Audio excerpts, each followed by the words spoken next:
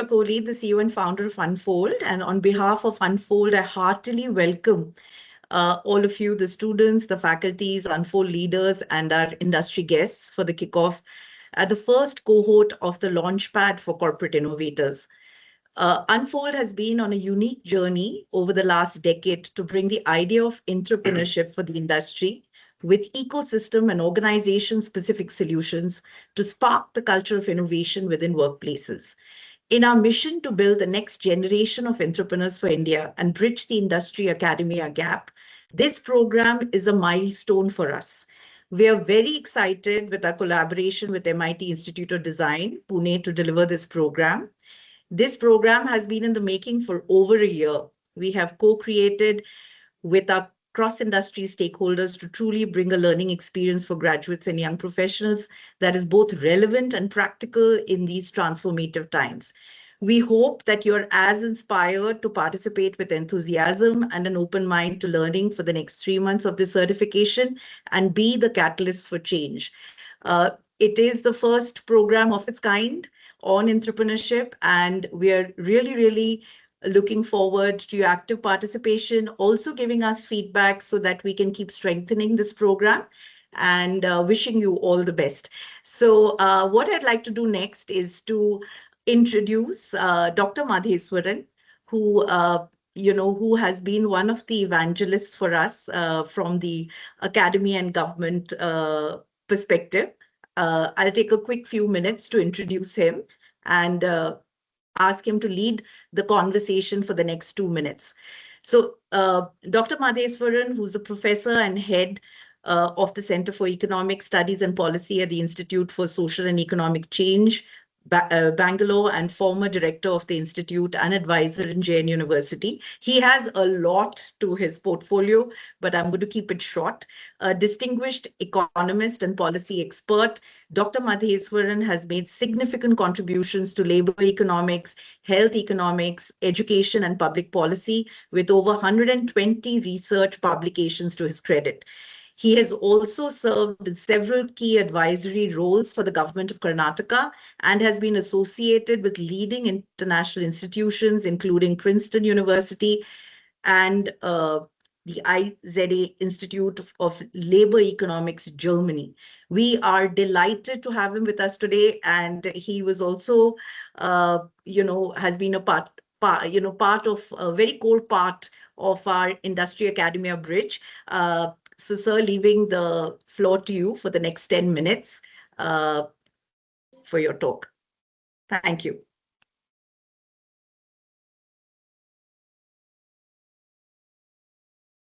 Can I talk? Yes, please go ahead. So all of you are able to hear me? Yes.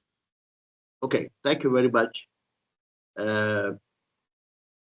So distinguished the faculties from MIT and also the colleagues from Unfold Consultancy, industry experts, innovators, students, and dear participants.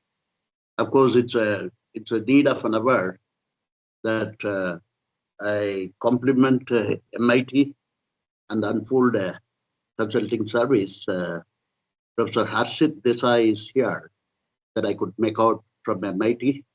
Of course, it's a very important program, and I'm very happy that you are the first one to do this kind of a certificate program combining the AI first entrepreneurship. I never have seen in any institute or any university they have conducted this AI first entrepreneurship. They normally conduct ICT AI or combining ICT AI, but the AI first entrepreneurship, I think you are the role model first in India. Even compared to IAM, I can say that you are the first one to do that. And I'm very happy that I'm here. At the outset, I thank my sister Pooja Kohli and Aparna and Suban over there online. And good morning to all of you. And it is a privilege and an honor to address this gathering on a subject that is not merely about technology, not merely about innovation and not merely about entrepreneurship. It is about the future of the human potential. And today, we all have gathered to discuss an exciting initiative by MIT and Unfold Agency, an AI-first entrepreneurship program, which is designed to build innovative mindsets, apply new things through artificial intelligence, and create impactful solutions that address real organizational challenges. Now, all of you know that the world is entering a historic transformation. Every generation witnesses a defining technological revolution. The steam engine transformed agriculture into industry, electricity transformed factories into modern economies, the internet transformed information into a global resource. Now the artificial intelligence is transforming intelligence itself into a scalable resource. For the first time in human history, every individual can access tools capable of analyzing, creating, predicting, designing, and solving problems at unprecedented speed. So most of the time, the question before us is not, will AI change the world? The question is, will we the people, will we be the people who shape that change? So the great risk today is not technology. Many people fear AI, they fear automation, they fear disruption, they fear change. But the thing is that our history teaches us different lessons. The greatest threat has never been technology. The greatest threat has always been refusing to adapt.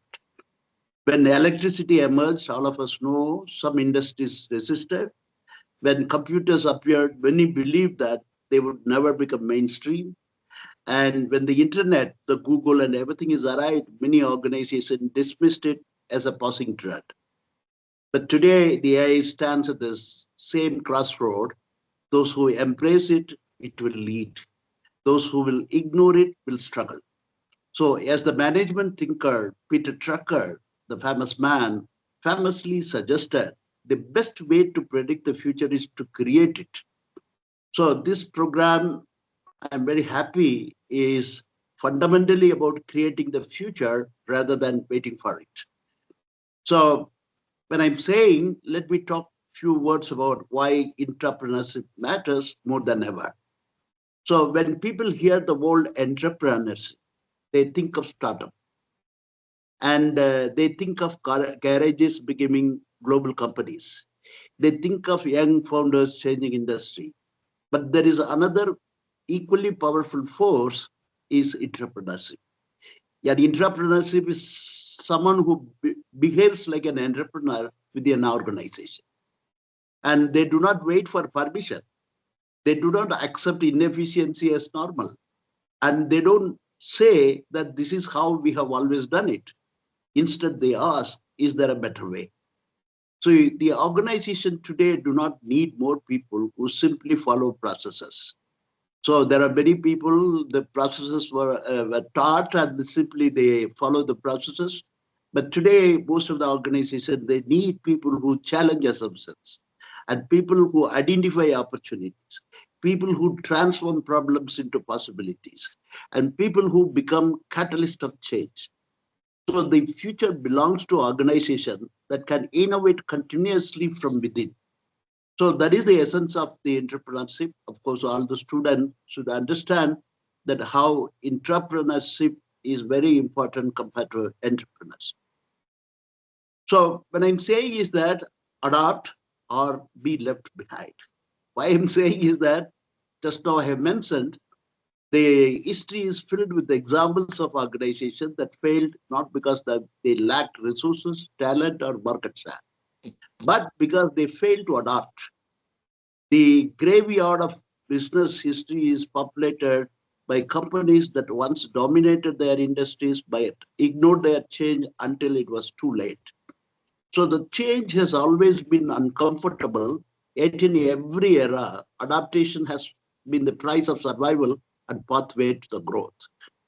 So today now, the challenge facing organization today is not technological disruption, The change is cultural transformation. Are we willing to learn new skills? Are we willing to challenge old assumptions? Are we willing to reinvent ourselves? So in a world moving at the exponential speed, standing still is no longer a neutral choice. Standing still is moving backward. So in this case, the innovation does not always come from startup. Often the most transformative ideas emerge from people working inside the organization who dare to think differently. So an entrepreneur basically sees opportunities where others see routines. They challenge outdated processes, identify unmet needs, and transform problems into possibilities. They do not wait for permission to innovate. They take ownership of the change. The organization that thrive in future will not necessarily have the largest budget or the most advanced technology. So they will have the larger number of entrepreneurs than people who constantly ask, how can we do this better? So in this case, the entrepreneurs are the hidden engines of organizational transformation. Then what I'm saying is that it has come to my mind that when human creativity meets machine intelligence, when I put this question, many people view AI and humans as competitors. That is the wrong perspective. The most powerful innovation emerged when human creativity meets machine intelligence. AI can process data, but humans provide meaning. AI can generate option, but humans provide judgment. AI can predict outcome, but humans provide wisdom. AI can automate the processes, but humans provide purpose. The future will not belong to AI alone. It will belong to the individual who learn how to combine technological capabilities with human imagination. So the greatest breakthroughs of the next decade will not come from machines replacing humans. They will come from humans empowered by machines. That's what one should understand. So while saying this, I just would like to say a few words about creating value, not just using technology. Technology by itself creates no value. Value is created when technology solves meaningful problems. Many organizations invest heavily in technology but see little impact because they focus on tools rather than outcome. The real question is not what technology do we have, but what problem are we solving? So when I put this question, innovation begins when we focus relentlessly on value creation. How can we improve customer experience? How can we enhance productivity? How can we make work more meaningful? How can we solve challenges that matter? So the purpose of AI is not to make technology smarter. The purpose of AI is to make organization better and people's live richer. Now, when I say this, let me say a few words about the power of asking better questions. The innovation does not begin with the answer. It begins with question. So every major breakthrough in human history started when challenged accepted wisdom. Why does it have to be done this way? What if there is a better approach? What would happen if we started from scratch? The quality of our future depends on the quality of the question we ask today. Curiosity is not merely an intellectual virtue, it is an economic and organizational necessity. And while saying this, the innovators of tomorrow will not necessarily be those with most knowledge.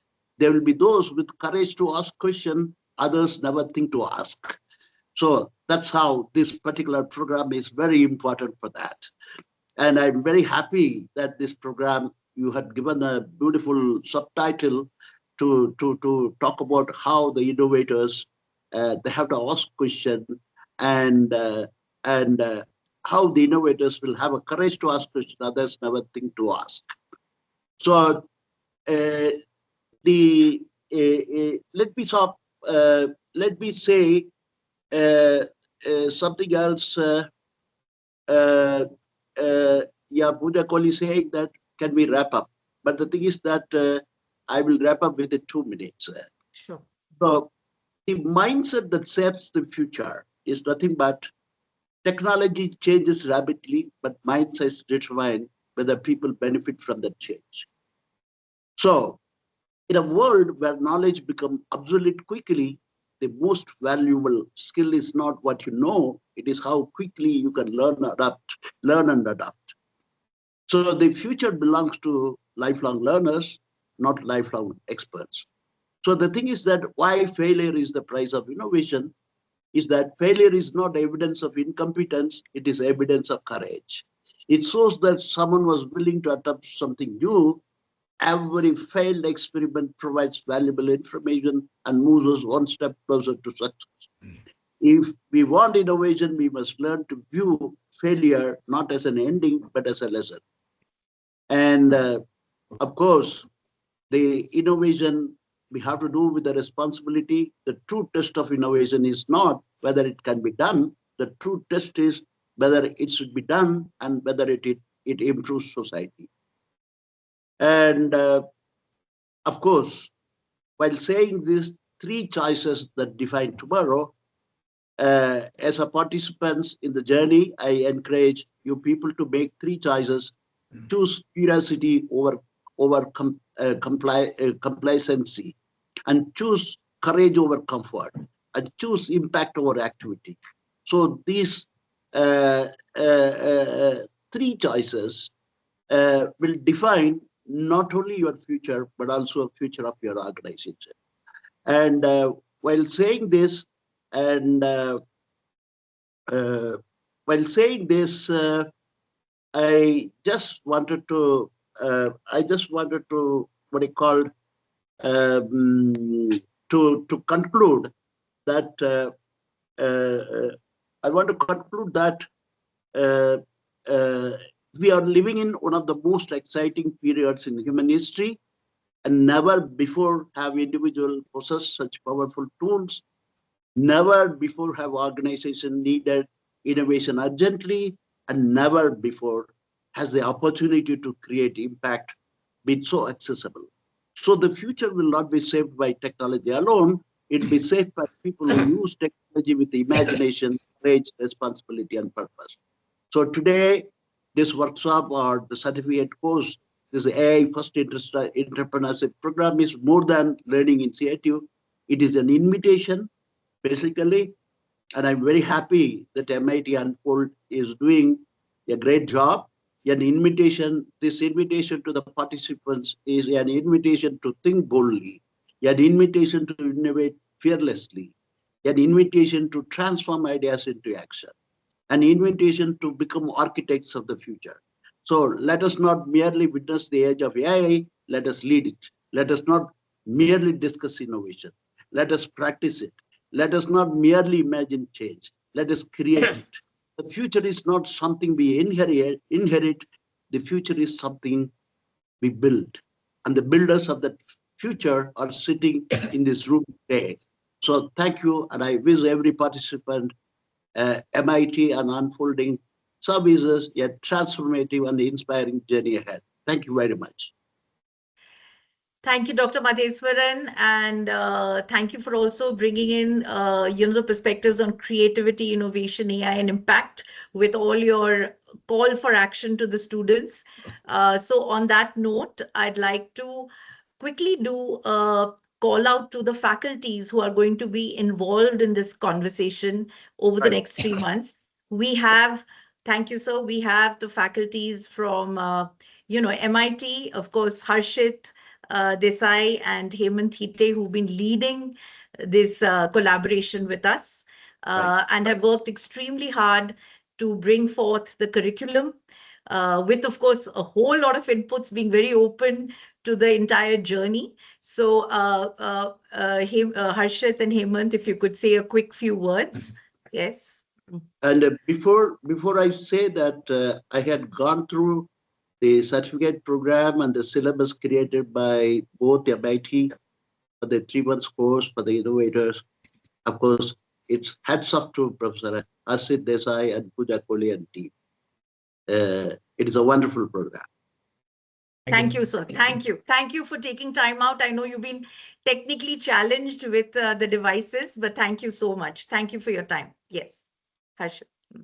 Great. Yeah. Hi, good morning, everybody. So I'm here, Professor Harshit Desai from MIT Institute of Design. I have been working in this space for around 20 years now, and the focus has been on design management, innovation, and entrepreneurship. And I think with Unfold, it has been a wonderful association for last few years, where not only we were part of the entire initiative which Unfold is driving, but this whole opportunity to bring this this way of thinking, this way of looking at corporate innovation through the lens of entrepreneurship. I think this is probably one of the most exciting opportunity that we are working on, and glad to be part of this and instrumental in shaping this curriculum and putting together this entire program for the next generation of innovators and thinkers who will bring about that change. And as Professor Madheswaran also spoke, this is the most exciting times that we are into. So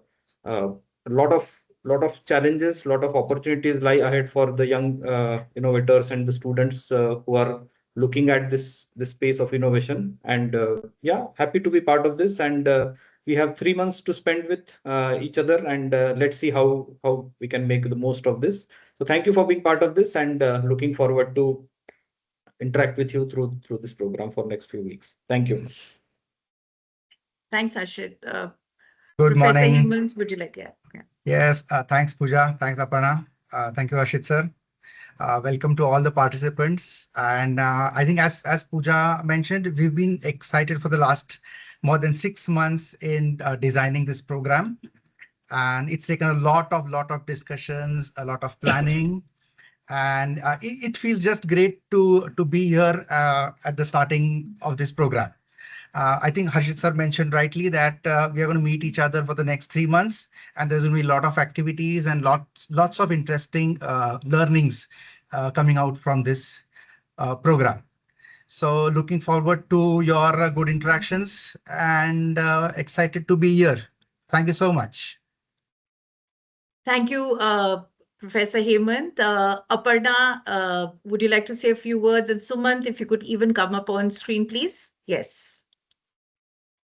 Yes, good morning. Lovely to be here on this Saturday morning as we kick off this program, which has been in the works for quite some time now. And I'm glad to see that it's finally come to this stage and this day. So I'm part of Unfold. We've jointly developed this program, bringing this to you with MIT Institute of Design. And as Pooja already mentioned, Unfold has been working in the space of entrepreneurship now for several years. And we're now glad to be able to bring it to the other side, right? So we've been working with corporates for a long time. And now, bringing this to learners, to students, as they enter and embark on their journey within corporates. So that's an exciting, step for us. And I'm glad to be here, and I'm glad, also looking forward to learning with you all in this journey. So, all the best to everybody on this call today. Sumant, would you like to say a few words? Good morning and welcome for this program.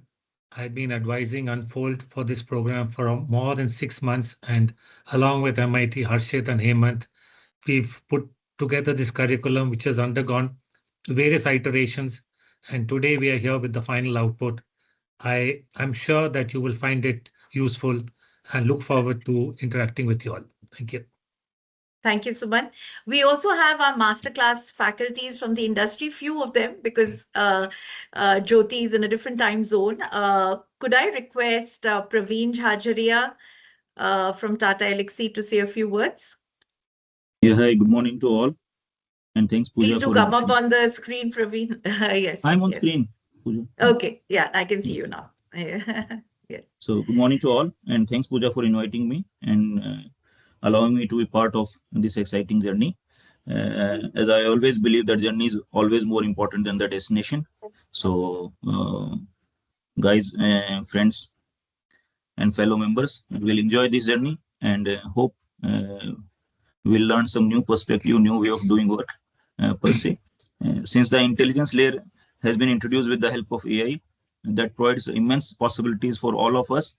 The only thing which we need to know is we need to have our own curiosity at place, ability to give the context of what we want to do with the AI, and should have our own perspective to get best out of that. And that's all. And thanks a lot. Happy learning. And thanks, Pooja. Thank you. Thank you, Praveen. Could we have Shashank from Bosch? If you could just come up on screen, Shashank. Yes. Hi, Pooja. Hi, everyone. First of all, thank you for having me on this. Really excited to be part of this journey with you. We're, as Professor Dr. Madheshwaran also said, we're living in unprecedented times, right? Technology is fast evolving. And I think now is the time which is more critical for entrepreneurship, not just from a technical or a technology perspective, but also from a mindset perspective. I hope to give my 2 bits in terms of what I've learned over the past few years with respect to innovation, entrepreneurship, and share it with all of you. Thank you. Thank you, Shashank. Radhika, are you there? Yes, I'm here. Okay. First of all, happy birthday. It's Radhika's birthday today. And she said if I could, be there for a bit. So happy birthday to you from all of us, Radhika. And do share a few words with the participants. Yes. Thank you, Pooja, and you effectively embarrassed me. but but thank you, and really happy to be here and be part of the program. As the speakers, Shashank, Dr. Madheshwaran, all of them said that this is a very different times that we live in. And I come from a sustainability background, and I'm hoping to bring a different perspective to the whole thing. Of course, we are all talking about AI, but really, how does that intersect with sustainability? I think there's a lot of interesting conversations ahead of us. I'm really looking forward to the program, and I'll see you in class. Thank you, Radhika. Radhika's from Wipro for those who are here. And we have Jyoti Balani. She, as I said, she's from the US. So unfortunately, this time didn't suit her. So that's really the set of, deep and diverse faculties that are going to be contributing their time for the next 3 months for all of you. And what I'd like to really do next, I know Pankaj has come from a real long run this morning. So I'd like to now introduce Pankaj Rai, who's also been an evangelist for us. In fact, when he's been part of reviews from the industry as well. Pankaj, can you hear me? Are you on? Yeah. Oh, Yes, I okay, am. great. So I hope you've recovered from your run.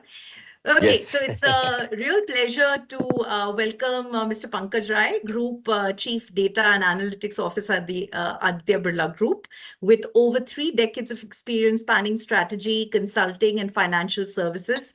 Mr. Rai has held leadership roles at organizations including Wells Fargo, Dell, and Standard Chartered Bank.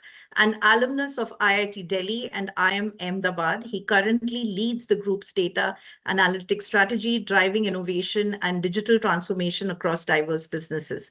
So we're delighted to have you with us, Pankaj, and over to you to say, for the next 10 minutes, the floor is yours. Yeah. Thank you, Pooja. So I was reflecting on what Professor Madheswaran said and what was being talked about before me. And I was thinking, what can I share with you? So I thought I'll do 3 things. One is I'll share the story of, think of it as a case study of what we did in Aditya Birla Group, number 1. Second is, what did we learn? And there's a sort of a framework that we learned. And third is, how is it connected to entrepreneurship and folks, how can they sort of take it forward? So that's a lot, Pooja, but we'll be done in 10 minutes. Don't worry. so basically, we are a central data science and AI team in a large conglomerate like Aditya Birla, which has so many different businesses, from fashion to finance to manufacturing to trading to pretty much everything. Lots of new businesses getting launched. So we as a team were launched, about 7-8 years ago, and we were told that you guys are a central team. Your job is to do data and AI culture within the group, because this is a capability, a technology that is very critical. Of course, those days we didn't call it AI. We used to just call it data and analytics and so forth. And nowadays everyone is calling it AI. But nevertheless, so what our team did was, we said, okay, we are a new capability. What can we do? People went to different businesses and said, you know what, we are data people. We understand this. We can solve something for you. And people gave them problem. Oh, we have a logistics problem. Can you solve it for us? Is there a marketing problem? Can you solve it for us? And there's an energy efficiency, procurement, what have you, right? So every business had some problem. And our data people said, yeah, we can collect data and we can help you with taking better decisions using data. But once we had solved those problems, we would then sort of give it back to them and say, okay, now you go sort of BOT, build, operate, transfer, you go run with it. And then we realized that, it's not so simple. We have to train it. In many cases, we had to actually help them hire people because whatever we created, those solutions were non-trivial and they required some technical knowledge. So we had to help them create a team. So talent and people development became a sort of a recurring theme that our team had to spend time on, training people, sometimes helping them hire and so on and so forth. And then we started asking us that, people are asking, the business is asking, what's the ROI? How do I tell them that this investment is worth it? So we help them with ROI, to buy, how to buy, make versus buy, those types of things. So finance and funding type of things also we had to articulate to people related to data and AI, just like we did about people. Then we had several solutions which were developed with startups. So now how do you also help them understand the ecosystem, partnership, start, all of that type of stuff? Then the next thing was, while we have done it in one place, how do we scale it? So you have to productize it and you have to scale it. So productization also became a theme that our team got involved in. Then the senior leaders started noticing it, saying, you know what, why are you guys solving this problem? There are bigger problems that can be solved. So then we said, okay, what's your business strategy and how can we solve strategic problems rather than tactical ones, which we were given before. So strategy and, that also started playing a role. And then, of course, there was thing that what are something new that you are doing versus run the mill. So innovation also became a topic and all of that. And then some people also started asking us, oh, what is the AI maturity and this, that, and the other. Right. So I think all of these were happening over the few years. And then about 2 years ago, our team sat down and said, what's a common thing that we are learning from all of these experiences? Can we create a common language for ourselves, which we can all use? We can also use with our businesses so that we can all work in tandem in a more cohesive fashion versus trying to do things in an ad hoc manner. So when we reflected on our journey, we actually came up with a framework, which sort of you have just heard my story. And that framework has 3 layers, ways of thinking, ways of working, and ways of doing. So we are saying, how do you think differently? How do you sort of organize yourself and do things differently? And then doing is really the technical part of it. And each of them has several boxes attached to it. So the ways of doing is the technical, which could be any technology. So if it is AI, we have data engineering, whatever. So the bottom part is really the tech part of whatever capability you're trying to infuse.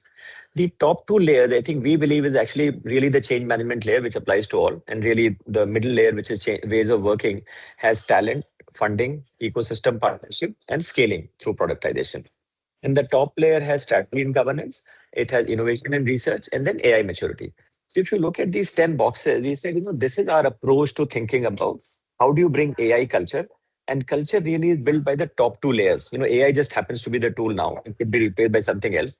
But how do you create culture through new capability is a common theme that we are talking about. So if you think about the top layer, which is way of thinking, it's really about strategy, asking the right question. And Dr. Madheshwaran was repeatedly talking about that. People who have asked different questions is where the value is. So we are kind of focusing a lot on telling people that the value of AI, which is the bottom layer, only be realized if you really ask good questions, which is the strategy layer. And then the innovation layer is really related to how do you find innovative solutions? So many new things happening, agentic solutions, that and the other, those types of things. On the AI maturity, we have this framework to say you are reactive first, then you become proactive, then you become contributing, and then you are shaping. So there's a journey. So we were reactive, we were answering problems. Now we want to go to shaping. We want to ask really tough questions to say, how can the business totally transform? So I think the journey for every business, every team, and every individual really starts from reactive when you are new and a newbie. And then you become a bit proactive and contributing to shaping. So that's the sort of journey we have defined for everyone to say, and every business to say, keep that in mind. We have to start, we have to get there, and it's a journey. So like I said, strategy, innovation, AI maturity are the thinking part. And this is a very, very critical part, often ignored, often not talked about. And then you go to the ways of doing layer, you create a solution, you make it work, all of that. But the middle layer, which is the sustainability layer, that is very critical because many times you can do it one time, but how do you sustain it? And that's where I said that, the people part, how do you have the right team, the right people trained, everyone up the ladder, down the ladder, trained on what they need to do, what their role has to change. Then the funding part and how do you think about ROI, where do you spend money, how do you make or buy? Then how do you create an ecosystem? You can't do it all alone. And then how do you scale it? So this is the approach that we are trying to do. Now, if you think about these two things, the top two layers, really, I would call it really entrepreneurship. Because what is an entrepreneur? asking different questions, trying to embed the new technology into the DNA of the company. So I think that while we in our team don't use the word entrepreneurship, but frankly, in my opinion, that's what we are doing.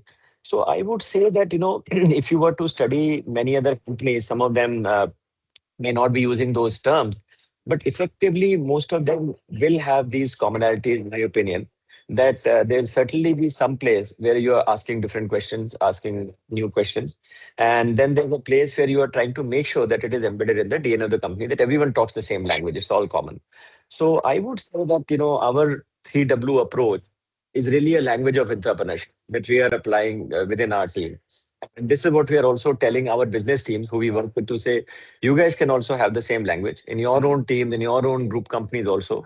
You can apply this, that, you have your teams start with asking the right questions, develop the solution, and then embed it across your organization. I think it was also said earlier that this is right now not an option. I think the way the world is headed and the way the competition is moving and the way this thing, I think this is almost a must do that we need to do.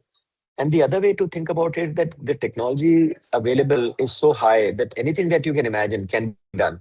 So I would also say that this is a golden opportunity for anyone to say, whatever question that you may ask, Claude has an answer. It might hallucinate, but it has an answer. I am saying finding answers has become so fast that you can iterate very quickly.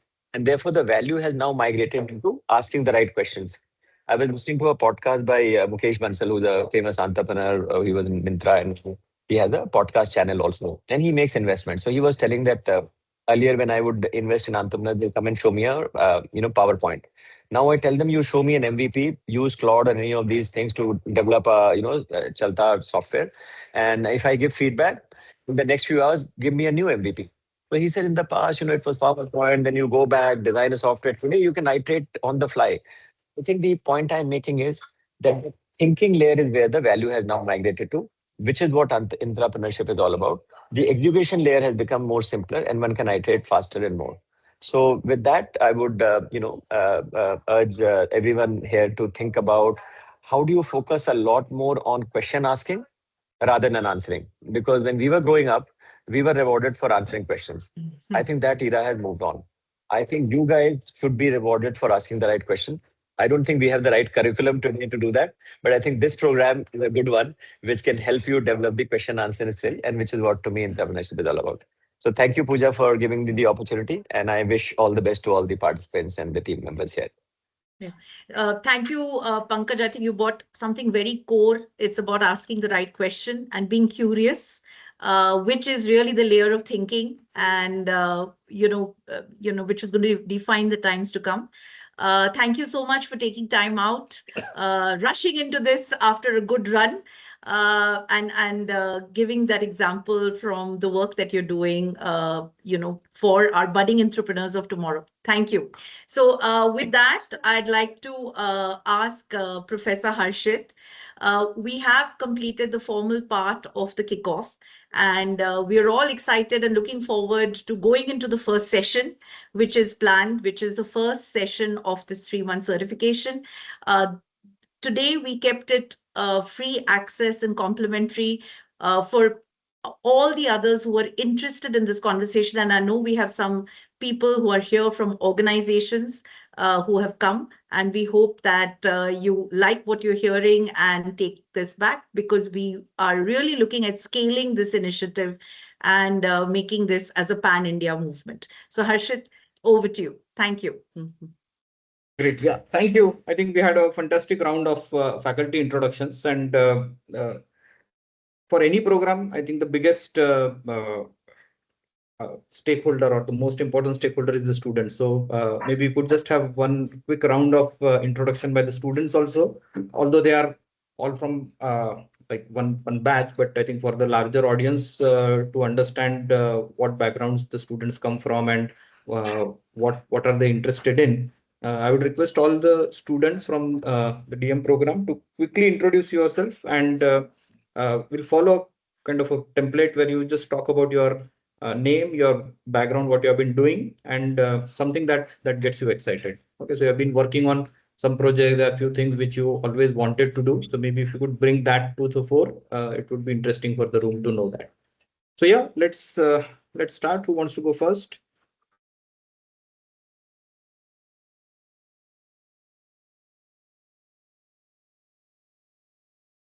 We have a sequence in which we can take up.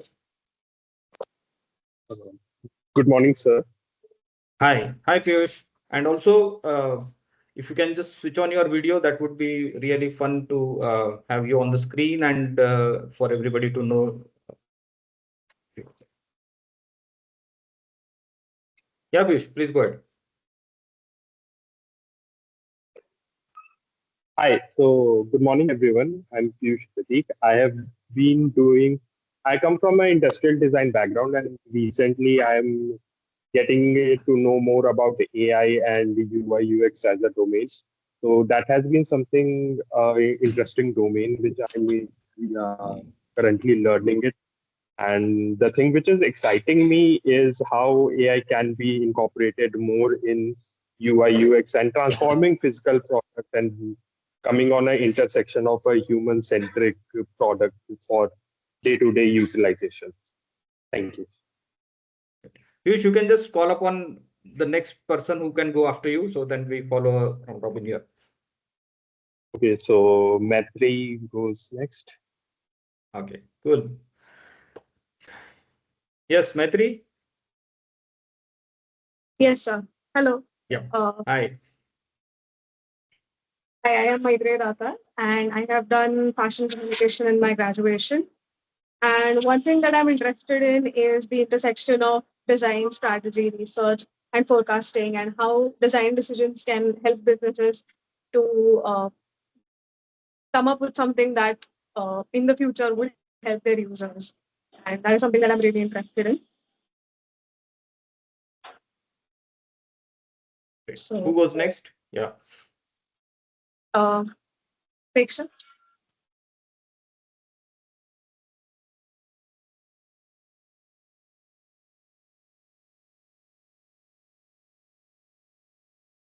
Riksha, are you there?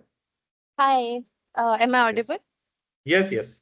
Okay, good morning, everyone. I'm Preksha. I have come from an industrial design background as well, and I'm currently pursuing design management. So, along with my classmates, I have done multiple amazing projects, and I get to learn every day with them, being with them. And what excites me more is that how vast design and entrepreneurship together it could be. So yeah, I'm excited to learn more about it. I asked Sneha to introduce her. Hello, am I audible? Yes, yeah. Yeah. So good morning. My name is Sneha Chandedia. I have done my bachelor's in applied arts with a specialization in visual communication design. And now I'm pursuing design management. The one thing that I love is the intersection of design and management and how, with the help of design, we can create impactful solutions and help businesses build better in today's world. Thank you. The next person can be Chinmay.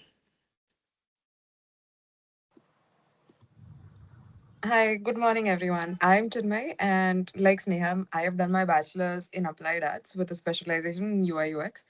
And I have worked for about 2 years in both fields like UI UX, and I used to do branding as well because that is something that I've been really passionate about. But as of now, I am more inclined towards how creative tech and AI is kind of enabling a lot of different changes that happens in the design industry, not just sticking to one path. And because of our kind of masters that we're doing in design management, we have a broader range of things that we can accomplish and do with our skill sets. So that is something that interests me a lot, and that is something that I'm also actively working towards. The next person to introduce could be Disha. Hi, I'm Disha. I have completed my bachelor's in visual communication and currently pursuing design management. Over the years, I have worked in branding, visual communication, and design research projects. At the moment, I am exploring how Gen Z designers can better understand and navigate workplace cultures. So I believe this course can be an interesting point for me to learn new frameworks and develop something of my own to take further. And then I want to learn how AI, not just like Sir mentioned, how AI can be not just to use to work faster, but to think differently and collaborate better. So that's what I'm looking forward to. Next person could be Sudhira.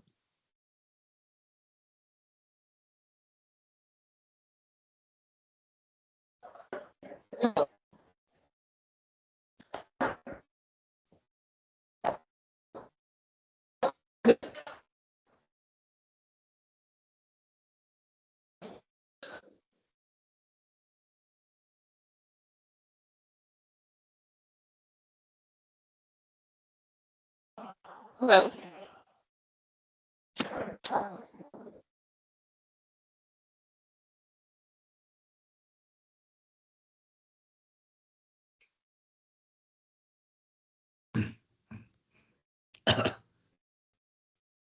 Sudhira is having some technical issues. Next person could be Devanshi. Um, Hi everyone, I am Devanshi. Nice to meet you all. I'm currently pursuing design management and my background is in BBA. And what excites me a lot is what like the intersection of consumer behavior and strategic management and organizational design. And currently I'm working on a project which is basically on women's safety in transport. Thank you. Next can be Srushti.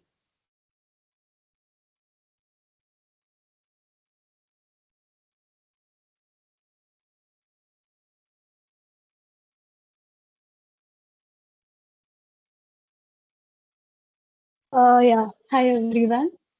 So I'm Srishti, and actually I have a background of architecture, and currently I'm working on a project related to Gen Z and changing marriage dynamics, and I'm really working on an interested in looking forward to how AI can help in their premarital phase and how can I further develop my research onto it. Yeah, thank you. Next person can be Rishikesh.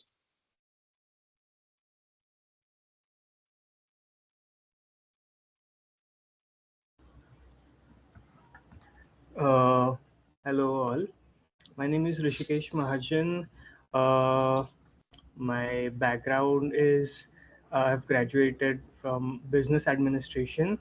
I've learned design somewhat by myself after graduation. I have some work experience in UI UX design, and then I am interested in finance and business intelligence.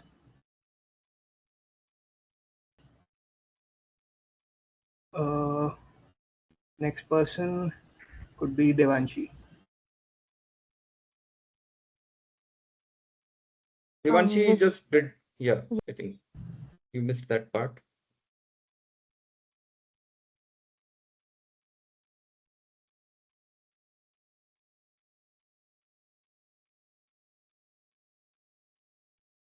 Madhura, maybe you can take up next.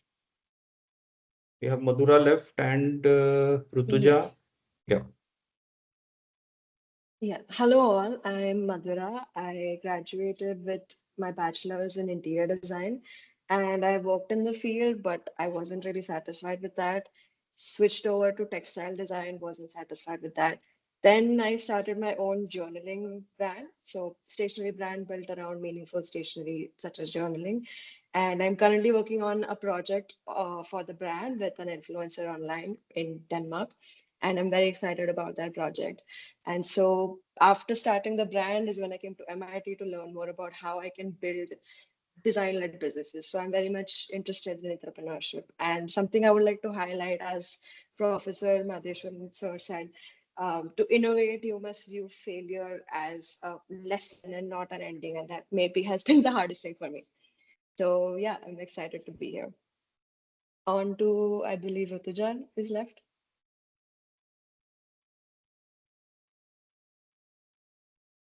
Hi everyone, I am Rituja. I'm a food technologist. I joined design management because my food lacked a structure and a way to go ahead with. So I have worked in food product development in restaurants and cafe buildings.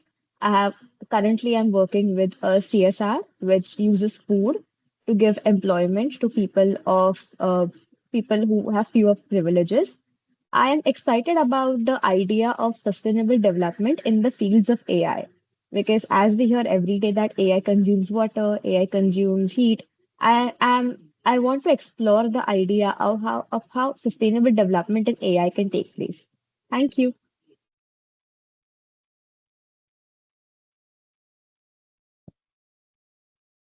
Sudhira, are you back or should we?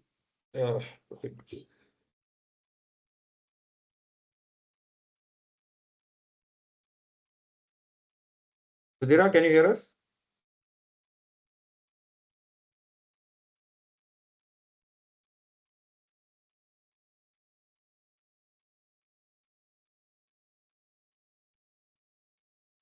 Okay, fair. Maybe we'll see when she comes back and she can then introduce her. Okay, cool. Yeah.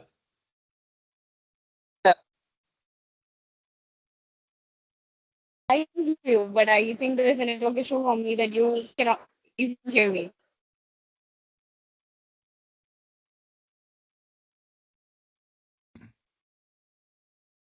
We could hear you, but it was slightly broken, but maybe we can try later.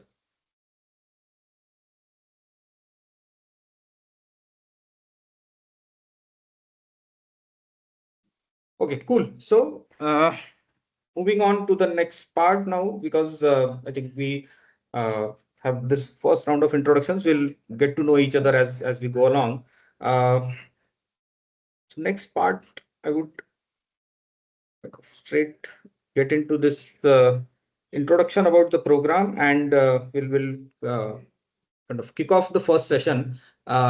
Definitely, we all need to understand the overall picture and the overall schedule of what lies ahead as a whole program for the next 3 months. So, first few slides are around introducing the program and the rationale of why we are doing this, and then gradually we will get into the first session that is planned today. So, give me a minute. I will bring up my screen here.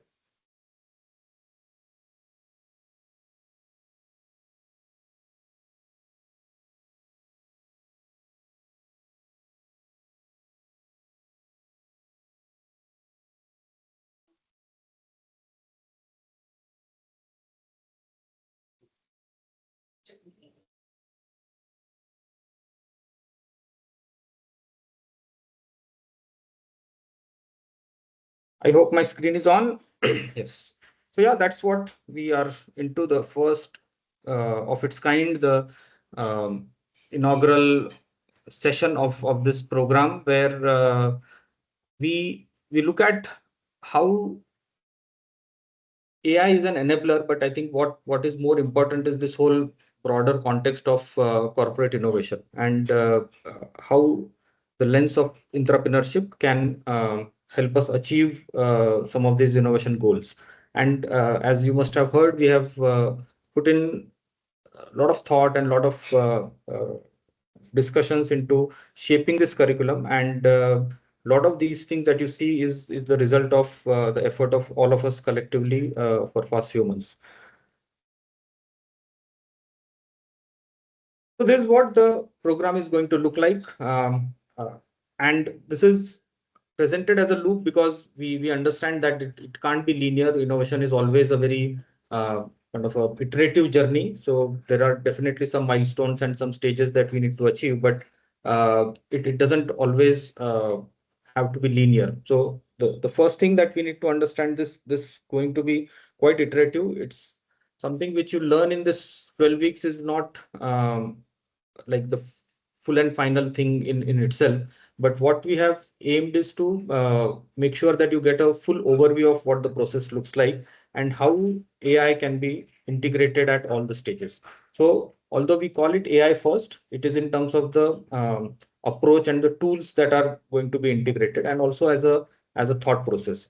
But the core of the program still remains the human ingenuity, the creativity, and this whole act of asking the right questions, asking the right curiosity, and also making sure that the context in which you are working is going to be very, very important. So this is where we are in the first week, and we'll spend time on understanding just the right opportunities and how do we use AI to probably frame the right questions. Then design thinking is going to be a core of what we are going to do. So that whole framework, that whole method of divergent, convergent thinking, and how do you kind of really iteratively come with solutions, but in an organizational context. Okay, so that's something which will be the second phase of the program. Um, in a traditional setup, in the way current processes work in businesses, there is already an AI integration which we are seeing, which is already happening. But how do we put that into a framework? How do we make sure that this whole AI first workflows can be integrated within existing process? So again, it's not that it is completely replacing what you are currently doing, but it's also making sure that we make the most of these capabilities, most of these tools, and the power that the technology has to offer.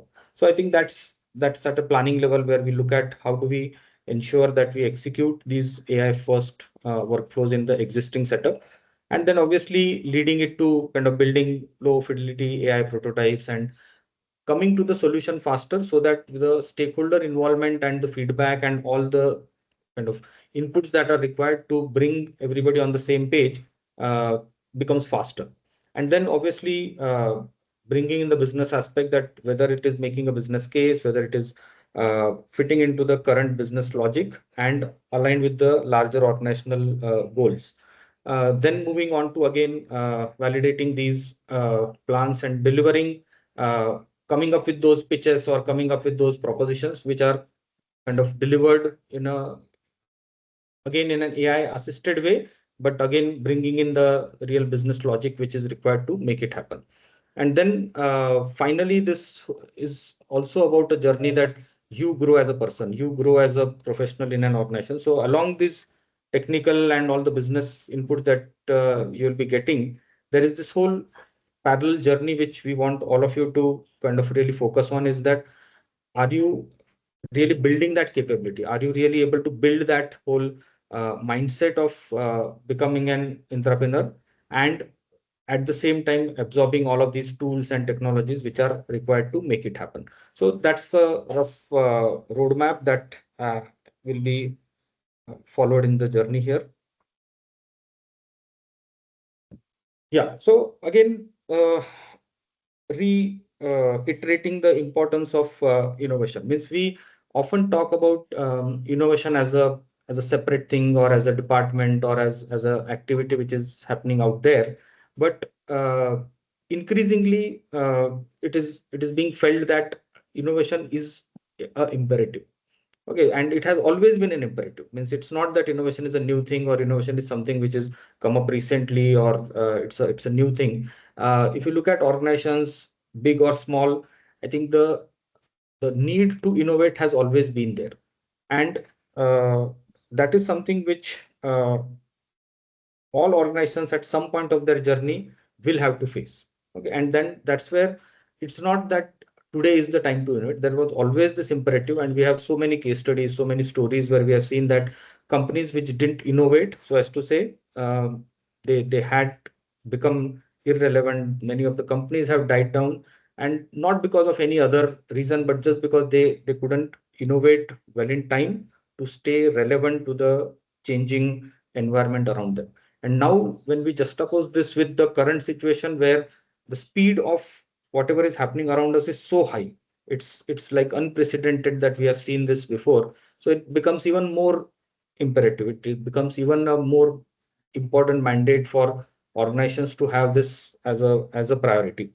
So while that is what organizations is there is a mandate for organizations, but the bigger one goes, I think the ability to move fast. And innovation is all about that whole agility, that speed, that how do I kind of quickly move from an idea to execution, so on and so forth. And that's the irony of an organization, that the more bigger you grow, your ability to innovate kind of diminishes. And multiple reasons. Primarily, it is about the scale that itself starts working against you. The kind of inertia which is set into organizations, because if I have to grow, if I have to scale, I need to have certain processes in place. I have to have certain systems in place. And if these processes and systems, they become rigid, they kind of stifle the innovation. So I think that's something which is the irony of a bigger organization, and that is the whole context that we are getting into, where how do I innovate within a bigger organization where the existing systems, processes, mindsets may be more directed towards running the business as usual. Okay, because the organization is geared to maintain that status quo in a way that, because things are in place, things are running in a way, so there may not be much of an incentive to break that process, or to kind of ask those hard questions which all the speakers were talking about, right? Because if business as usual is running, why do we need to change?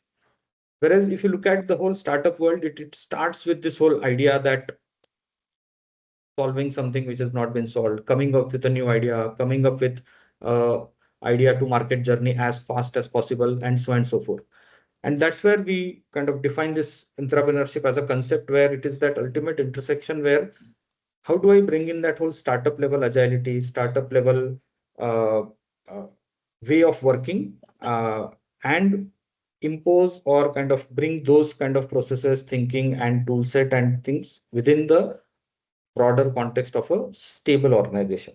So if you look at this intersection, a corporate definitely has a lot of how do I say the positives also, because there is already something which is established. There is already a lot of networks which are set, a lot of equity which the corporation would have because of the legacy and because of what they have built. So it's not about doing away that completely also, but also making sure that you leverage it correctly and make sure that you are able to kind of incorporate or bring the best of both these worlds.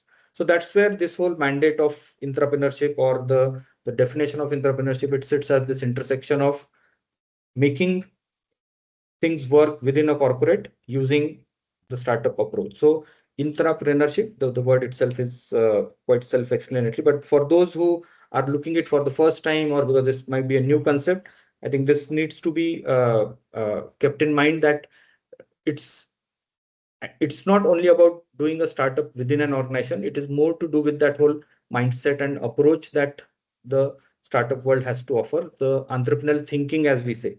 Interestingly, in entrepreneurship education also, this is how we deal with this whole idea that an entrepreneurial thinking or an entrepreneurial way of working may not always lead to a startup, because it's a journey. It's something which you have to learn while you are kind of building something. And that is that whole capability, that is the capacity that you develop, that some of these traits which you possess or which you develop of becoming a startup founder are equally valuable, or rather far more valuable now in an organization, because that is what organizations are seeking. So that is how these two worlds of startup and corporate, they merge, and this whole idea of entrepreneurship is something which is becoming important in a renewed way now, in a way. That's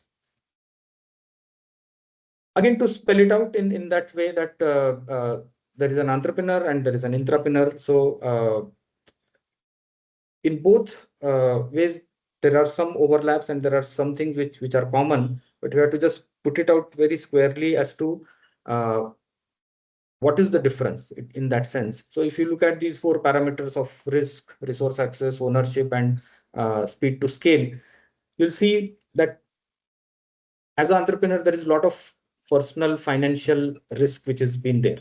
Okay. But an intrapreneur would kind of have that on a lower side, because there is a existing, as I said, there is an existing setup, there is an existing resource base available, and then you can build on that rather than starting from scratch. So I think that gives us a very definite edge and definite good starting point, where rather than figuring it out on your own, an entrepreneur would have something to build on, something which is as a starting point and a given for building something further. And then that leads to the resource access, that existing corporate budget, talent, data, networks. There is so much which is available, which if you have that ability to identify that what needs to be accessed and how do we kind of build something out of that, then that becomes like a very, very important skill to have. Ownership, again, high equity, total autonomy, and again, this some of the students will be able to kind of connect with this more closely. Even in a lot of our projects that you work on, a lot of decision making is kind of driven by yourself. Okay, it's something which you decide the scope, you decide how much uh, depth that you need to go into, what direction that you want to steer the project into, and that's the way an entrepreneur would eventually do it, right? That I am the owner, I have a total autonomy. There is nobody other than me who is driving that whole initiative. So you have full equity and you have full autonomy in terms of what the project or what the initiative or what that whole idea would eventually come into. Here, the entrepreneur has a slightly different angle, where although I have to drive, it's something which I am kind of taking a lead on, but I may not be the alone person to do it forever. Means I may start, but then there are other stakeholders which are involved. And I think this is the biggest difference, and probably the most important thing that needs to be learned is uh, how do you manage this whole stakeholder alignment? Because innovation is a team sport. You cannot do it alone, and all the more in an organizational context, it will require a lot of these other things, right? Means how do you make sure that everybody is involved? How do you make sure that there are people other than you who are also equally interested in contributing to that and working on that and taking forward that whole agenda? So I think this is something from a skill set point of view also, and we'll speak about this later also in detail. But this could be one of the most important differentiators or a skill set that one needs to develop. And again, the speed part comes as a result of all these things that we have spoken, that uh, most of the times, if you don't have existing networks or all of that, again, it has to be built from scratch.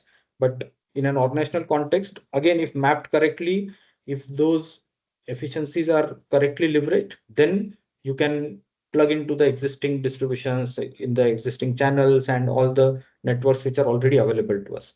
So this is how, if we may have to very squarely differentiate between an entrepreneur and entrepreneur, this all this difference is essentially coming from uh, the point that the innovation is happening in the context of an organization, and that makes that entire difference here.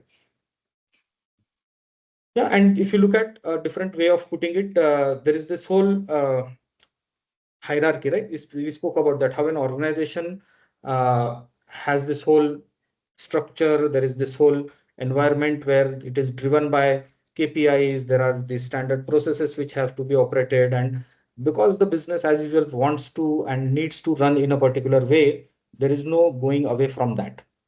And in a way, because of either regulations or because of many other reasons, it's a kind of a safe environment where things are already proven and running in a particular way. If you look at the innovation activity or the innovation cell, or what we will see in more detail as the overall habitat which the entrepreneur will reside into, we need to find out those permeable boundaries, where exactly what we saw before, right? We have to allow certain things from the corporate, but not fully get uh, kind of driven by that, because there is a legacy process, there are inefficiencies, there might be a lot of these things which are not letting the innovation happen. So how this whole permeable, semi-permeable boundary should be there as an interface between the innovation cell or the team or whatever structure we want to call it. So allowing only that much or making that judicious choice as to what talent do I tap into, what processes do I build on, what are the existing resources or networks that are aligned to the new innovation that I intend to do is what this whole sandbox is all about. And I would like to invite Suman sir now because whatever we spoke, he will be able to bring in a real world context. In his introduction, he did briefly mention, but he has been heading this and inside out of innovation at the Tata Group. And looking at the practitioner's viewpoint and with the rich experience what you have, sir, uh, I will request you to spend some time on defining what is innovation for you and connect it with our conversation. Thanks, Harshit. So let me start by addressing the elephant in the room. Why do most corporate innovation programs fail? Because we've been conditioned to believe that innovation is a brainstorming problem. So what do? We run hackathons, set up suggestion boxes, and fill whiteboards with sticky notes.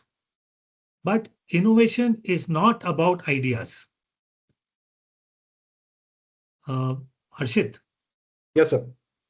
The slides are not moving. So innovation is not about ideas because ideas are cheap, abundant, and by themselves completely useless. Most ideas die a quiet death in a spreadsheet somewhere because nobody owns them, champions them, or builds organizational support for them. So if we look at this next formula, can we have the formula? So ideas into ownership, into influence, into execution. So you will notice that this is not an additional formula, but a multiplication formula. So if your ownership is zero or your internal influence is zero, the final output of your innovation effort is going to be zero. So to move the needle, we have to stop looking for creatives who just generate concepts and start cultivating people who take extreme accountability. Innovation happens when a good idea meets a relentless champion who knows how to navigate the internal politics, win allies, and ruthlessly execute. Next slide.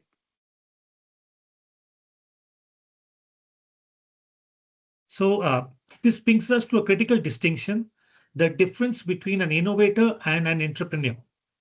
An innovator is great at generating ideas, building prototypes, and working independently. Every company needs them. But an entrepreneur is an entirely different breed. An entrepreneur doesn't just create value, they create organizational change. They deliver impact by building strategic alliances across silos.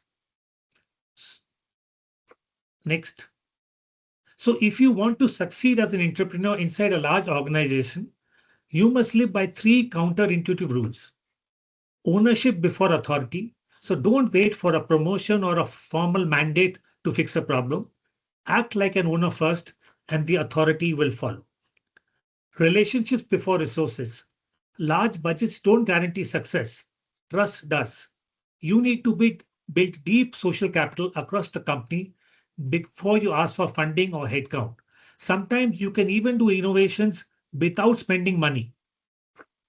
And the third is experiments before perfection. Corporate bureaucracy loves long, expensive committees. Entrepreneurs bypass this by running small, low-risk experiment to gather real-world data. So if you want to transform your company, stop asking for permission and start building alliances. Next. So we cannot talk about the future of innovation without talking about artificial intelligence. AI is a massive equalizer. It allows us to research market trends in seconds, generate hundreds of concept variations, write code, prototype instantly, and analyze mountains of complex financial data.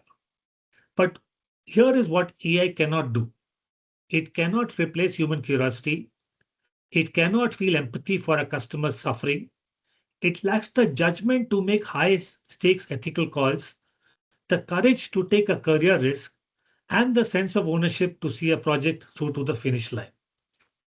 AI commoditizes the idea part of our formula. It makes execution faster, but it places a massive premium on the human element. So what is going to be the next step tomorrow morning? Do not go looking for a massive multi-million dollar corporate strategy. Look closely at your daily environment. Find one customer frustration, one employee pain point, and one broken promise. Apply AI to speed up the fix, but use your human empathy and courage to drive it home. Ultimately, organizations become truly innovative only when individuals choose ownership over indifference. The tools have changed, but the mandate remains the same: step up and own the solution. Yep. Thank you, sir. Thank you.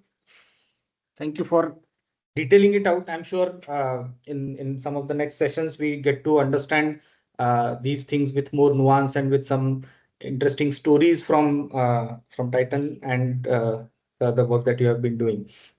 Harshit, let me just tell them one more point. The Yes, most sir. important word in the vocabulary of an entrepreneur is why. Great. Asking the right questions. Perfect. Cool. So we move on to the next phase now. Thank you, sir. While we are talking about a lot of these things about innovation, about tech, about AI, and especially the work that Unfold has been doing, I think it will be appropriate for Pooja and Aparna to kind of come in and really talk about the people part of it. Because if you look at that whole innovator or entrepreneur versus entrepreneur, it is that two things which come out very strongly is that whole organizational context and beyond all the tools, beyond everything that you are equipped with, there are certain baseline skills which will make sure that the real shift happens. And this is again proven with years of experience that Unfold has in terms of dealing with organizations, dealing with many of these entrepreneurial initiatives which they have seen very closely. So may I request Pooja and Aparna to kind of spend some time and bring in and really highlight this aspect, because this is what will take the entrepreneur really far in their journey. Yeah, thank you, Harshit. Yeah, I'll step in here. And to all of you who are listening, and I'm assuming that you are taking some notes as well. If at any point you all have any questions, as I'm talking, please feel free to, jump in. We've reached sort of the initial phase, right? So you've heard a lot about what it means to be an entrepreneur. How does that differ from being an entrepreneur? How does that differ from being an innovator? Right now, these are all things, words that we may have heard. Maybe entrepreneurship is a newer concept to many of you, but these are all words that sometimes get bandied about, right? And it takes a little bit of time and effort from all of us to think, and step back and really think through what does this mean and what does it mean for me, right? And now for many of you, and I know that as you all were introducing yourselves, you all have mentioned that you all are working on projects. Some of you have prior work experience, so you all have all, to some extent or the other, interfaced with organizations or been part of organizations, right? So now I'd like you all to sort of think back to that experience as being part of an organization. Or maybe if you haven't had that experience yet, sort of close your eyes and think about what it might be to be, what it might be like to be part or internally within an organization, right? And within that space, what does it mean to be someone with a bright idea that you want to sort of take forward? And that's what we'll spend a little bit of time now on, sort of visualizing, what that journey might be like and what that might call from you, what kind of skills that you might be called upon to demonstrate. Okay. So let's sort of look at that. And as Sumant was just talking to you that about what is an innovator and how that is different from being an entrepreneur, right? Entrepreneurs are innovators, but there is a plus plus, there is a delta. And what makes this delta? That's what we're going to sort of spend a little bit of time on. So let's look at a scenario. Let's look at X, who has recently joined an organization. Perhaps this is their first job. They've just spent a few months there. They're a bright person. X, within the first few months, comes up with an idea, comes up with a problem, sees a problem, identifies it, and says, okay, here's a possible solution. Now, what next? What should be the next step for X? How does the X, take this forward within an organization? So let's look at organizations, right? Now, organizations, big or small or medium-sized, whichever industry they are in, they are complex.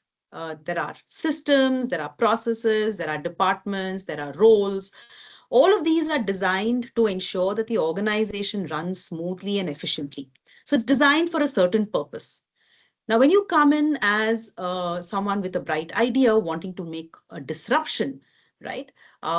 Being able to navigate all of this can be a little bewildering, but it is unavoidable. If you are in an organization, you need to understand and appreciate what the organization is built for, and within that, find your own pathway to take your idea forward, right? The very first step perhaps would be for X to convince their immediate manager, right? Or maybe somebody else appropriate within the organization that the idea they have is worth pursuing. You want me to bring the stuff Then over they today? need to get No, resources. right. Sorry, am I audible? And is there someone who wants to say क्योंकि something? वो खीरा और टमाटर खराब हो जाएगा थोड़ा बहुत. Sumant, can I request you to mute? Yeah, anybody else? If you would like to speak, then please unmute. But if not, yes. Thank you. Yes, so as I was saying that, one of the first steps would be to, get your immediate, somebody to support you, right? You need a mentor, you need somebody on your side. And how do you do that? The very first thing would be to be able to influence them that your idea is worth pursuing. Okay, so influencing is almost the very first foundational, skill that you need to build. It may be a brilliant idea, you may be very convinced about it, but making another person see it from your side, from your lens, that requires being able to influence them, right? As you move forward in this journey, you will see that getting any resources to support your idea, whether it is, say, some specific technology you need, and then you need to approach the IT team within the organization and convince them that you need to get this technology. Perhaps you need some funding, and you may need to then approach the finance team. You may require time off or some specific changes in your objectives or your KPIs. And for that, you may need to navigate and negotiate that with your supervisor. All of these falls within the purview of being able to influence these outcomes, right? Now let's look at the next step, right? So you've got your initial, you've got your person on board, you have someone who's going to support you, they believe in your idea, but just having that, is not enough. You could realize very soon that this cannot be a one-man show. You need to have a team together to work together with you with complementary skills. And this requires being able to collaborate. And very often you'll find, if you're an entrepreneur outside an organization, you will go and buy these skills, right? You will go and hire people, to work with you. But within an organization, you will find that these skills already exist, but they may not exist within your immediate team. They may be part of some other team. They may be part of another, technology vertical. How are you going to get all of them together to work with you, right? You need them. So being able to get them on board also means being able to let go a bit. You need to be able to be open to their ideas, understand what it means to make 1 and 1 + 1 and make it actually 5 or 6 and not just 2. So that's the true power of collaboration. And all of this comes with being able to communicate to anyone else, right, whom you want to collaborate with you, what's in it for them? Why should they collaborate? It may be your idea, you have the spark, the passion to take it forward, but how are you going to get them on board? This ability of being able to communicate this, what's in it for them, is going to be very, very critical for you to build. Okay. So as we're talking about these are just words, but I urge you always to keep thinking about being within an organization and what this would mean in that context, right?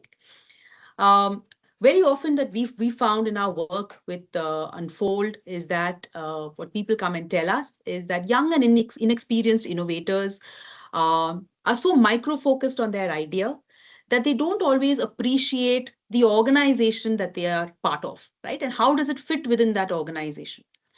X here in this case may have a brilliant transformative idea, but does it really fit into the organization's strategic plan and portfolio? Is the timing right to introduce the idea? What is the marketability of such an idea? Is it going to be profitable? What are some of the legal aspects to consider? Now, all of these are not necessarily core to the idea itself, but all of it is very important to consider if you want that idea to actually see the light of day. And all of this requires what is known as business thinking, right? We've just put it into a broad term as business thinking. And if you think about it, you look at all the various examples of even large organizations that have burnt their fingers with innovations that were not either done at the right time, or it was not done right. There was something that that did not allow it to become a success. You think of, for example, one famous example would be, say, Betamax by Sony, which lost out to VHS because of essentially poor marketing decisions. There is the example that I came across of New Coke, a new formulation that Coca-Cola introduced in the 80s, which flopped because consumers were not ready to accept any change in what was for them an iconic product. Let's look at a more recent example of a product that flopped when it was first introduced and then has been reintroduced, the Samsung Galaxy Fold, which in 2019 flopped because it was poor design, it was fragile, it was withdrawn, and you now see that it has been reintroduced in the market in a new avatar.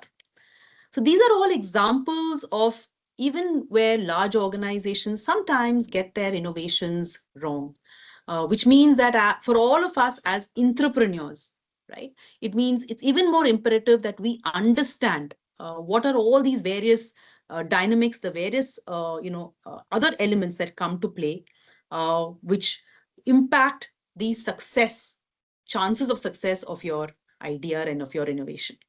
So that is an important lesson as an entrepreneur, that being focused only on your own idea may not be sufficient. You need to be able to influence, to be able to collaborate, to be able to think about the wider business.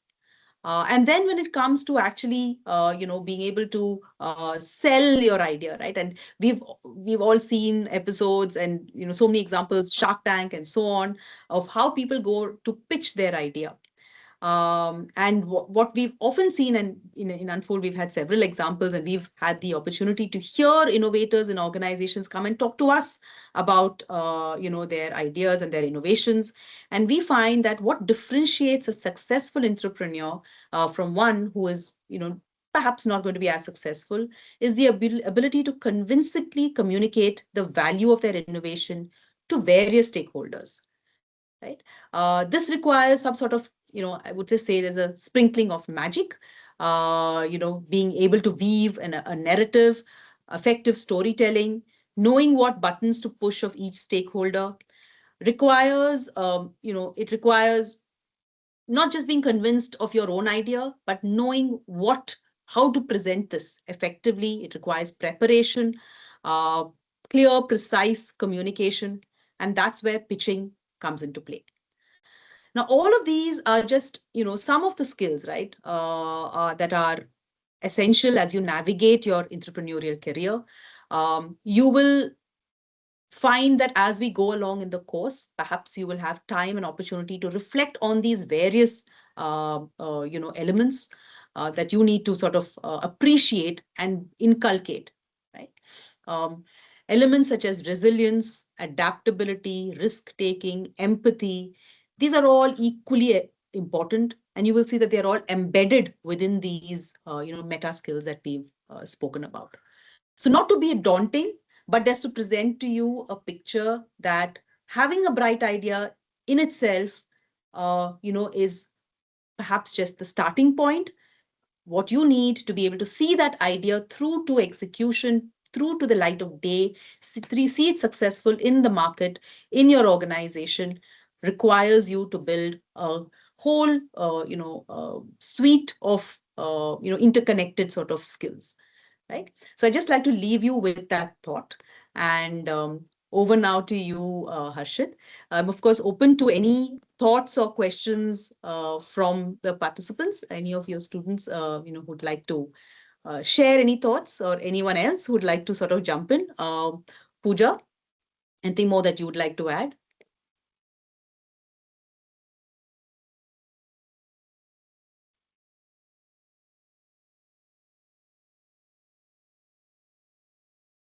Pooja, I think you are on mute. If you are speaking, can't hear you. Sorry. Yeah. Sorry. Yes. So I really wanted to invite students' participation, especially in this segment. The reason being, we've spoken a lot about the AI first entrepreneurship program. So the subject being AI first, but I think what everybody needs to understand is that AI is only an enabler. This is really about mindset building. And the reason why we are trying to really talk about the difference between innovator and entrepreneur is that you can still innovate without being an entrepreneur. You can choose to just remain as an innovator, just having your IP, having a patent, writing a white paper, articulating something interesting is just pure innovation.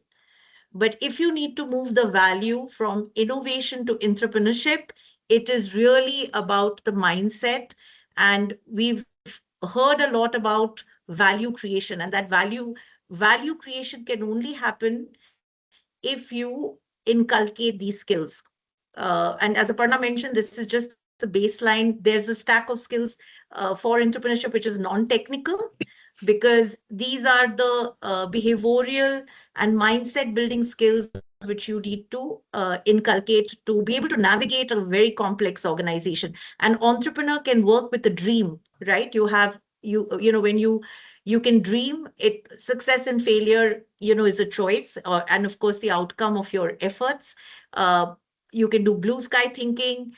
You can work in an absence. You can build your own stakeholders, build your own resources. But within an organization, a lot of it is given. And it is really about navigating that path and journey. So when Aparna says visualize yourself in an organization, that is very critical, because the context within a company that you're working and trying to navigate and taking an ideas to impact is very different compared to what you're doing as an entrepreneur. So for those who've had some amount of work experience, if you'd like to share some of the challenges, because it's not just, you're not going to face only enablers, you're going to actually face challenges and barriers as well. And your ability to be able to navigate that is really the mindset that you bring to it. It's a tough path. It's not an easy path. It's going to have more, it's not a bed of roses. And that is why it's very important for us that, as part of this entire program, we need to also focus on how do you build that mindset to be steadfast on that path of change. So any of you in this, students, that I'd like to invite you, because this is really a very critical distinction that we, have made here. If you'd like to also talk about some of your experiences, and there could be failures as well. If you worked in an organization, tried something, if you have experience, please feel free to talk about it. So how do you deal with failures? Failures is not about, failing as an individual. It's really, you may try things that may not succeed. but how do you look at that failure as an opportunity to learn? And that's going to be very important and critical.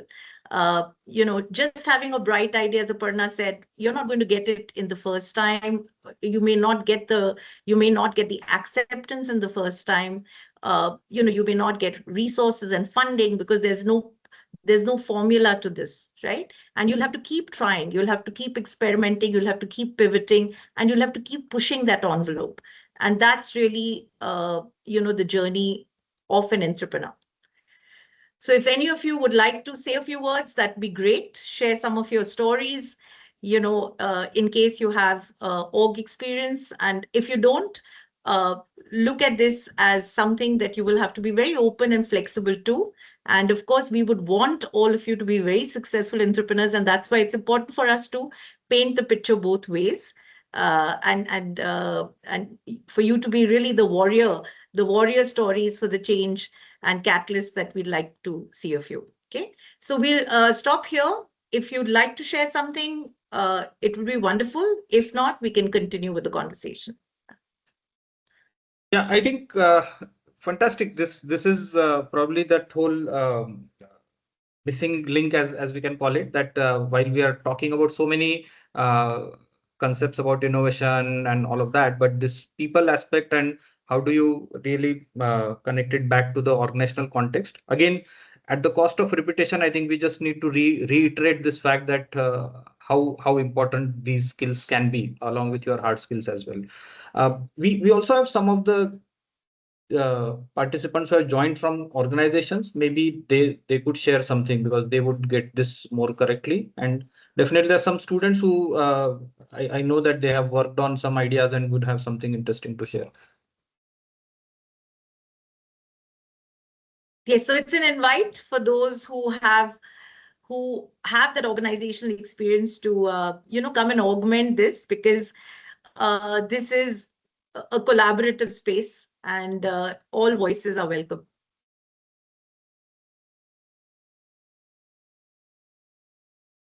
Okay, Harshit, we can move forward. We will be blowing it up for all of you who are going to be experiencing the 3-month journey. Each of these competencies are going to be blown up as part of masterclasses. You're actually going to hear from those. Our masterclass experts are actually entrepreneurs who have navigated the journey. They will talk about their successes and failures, and you will hear from them. You will also hear from us as we augment the lessons. So yeah, we can go forward. Thank you. Yeah. So again, coming back to the whole concept of entrepreneurship once again, one thing which again needs to be highlighted is we saw that this is a long journey, right? And both in any, whether you call it innovation or whether it's a startup or in this specific context of entrepreneurship, things take time. Means it's not that there is a magic formula for innovation or anything to happen, and especially in a organizational context. So if you were to look at, and especially at an early stage, like means right from a student who is entering into the corporate or any early stage professionals, it's very difficult to really accept the fact that all idea to impact or idea to market journeys will be successful. Okay, but that doesn't mean that you should leave that path. So what you see here on the screen is that each and this is your standard process, right? Means in design thinking also we follow this, or lean, and a lot of these concepts which go around in the world of innovation and entrepreneurship. This is the same blueprint which we are talking about. But if you look at it from a milestone perspective, each of this itself is a valuable outcome. So it need not be that all ideas will reach a stage where they become valuable products or successful solutions. Learning from failure is again a mindset, but putting in a way where you are able to contribute, and especially at an early stage, right? Because imagine you are in an organization, you are kind of part of a team where the organization is supporting this culture. You as a early stage entrepreneur team member, there are a lot of other things which are equally important. And if you look at them as small wins, that makes this whole journey quite fruitful. So if you have heard, there are hackathons, there are just organizations just spend time to just identify the right problems. Now, in a business as usual kind of a scenario, that may not be a priority because everything is working fine, everything is going smoothly. So there is no need for even scouting the right problems. Now, imagine you are going through this program, you have understood some of these concepts.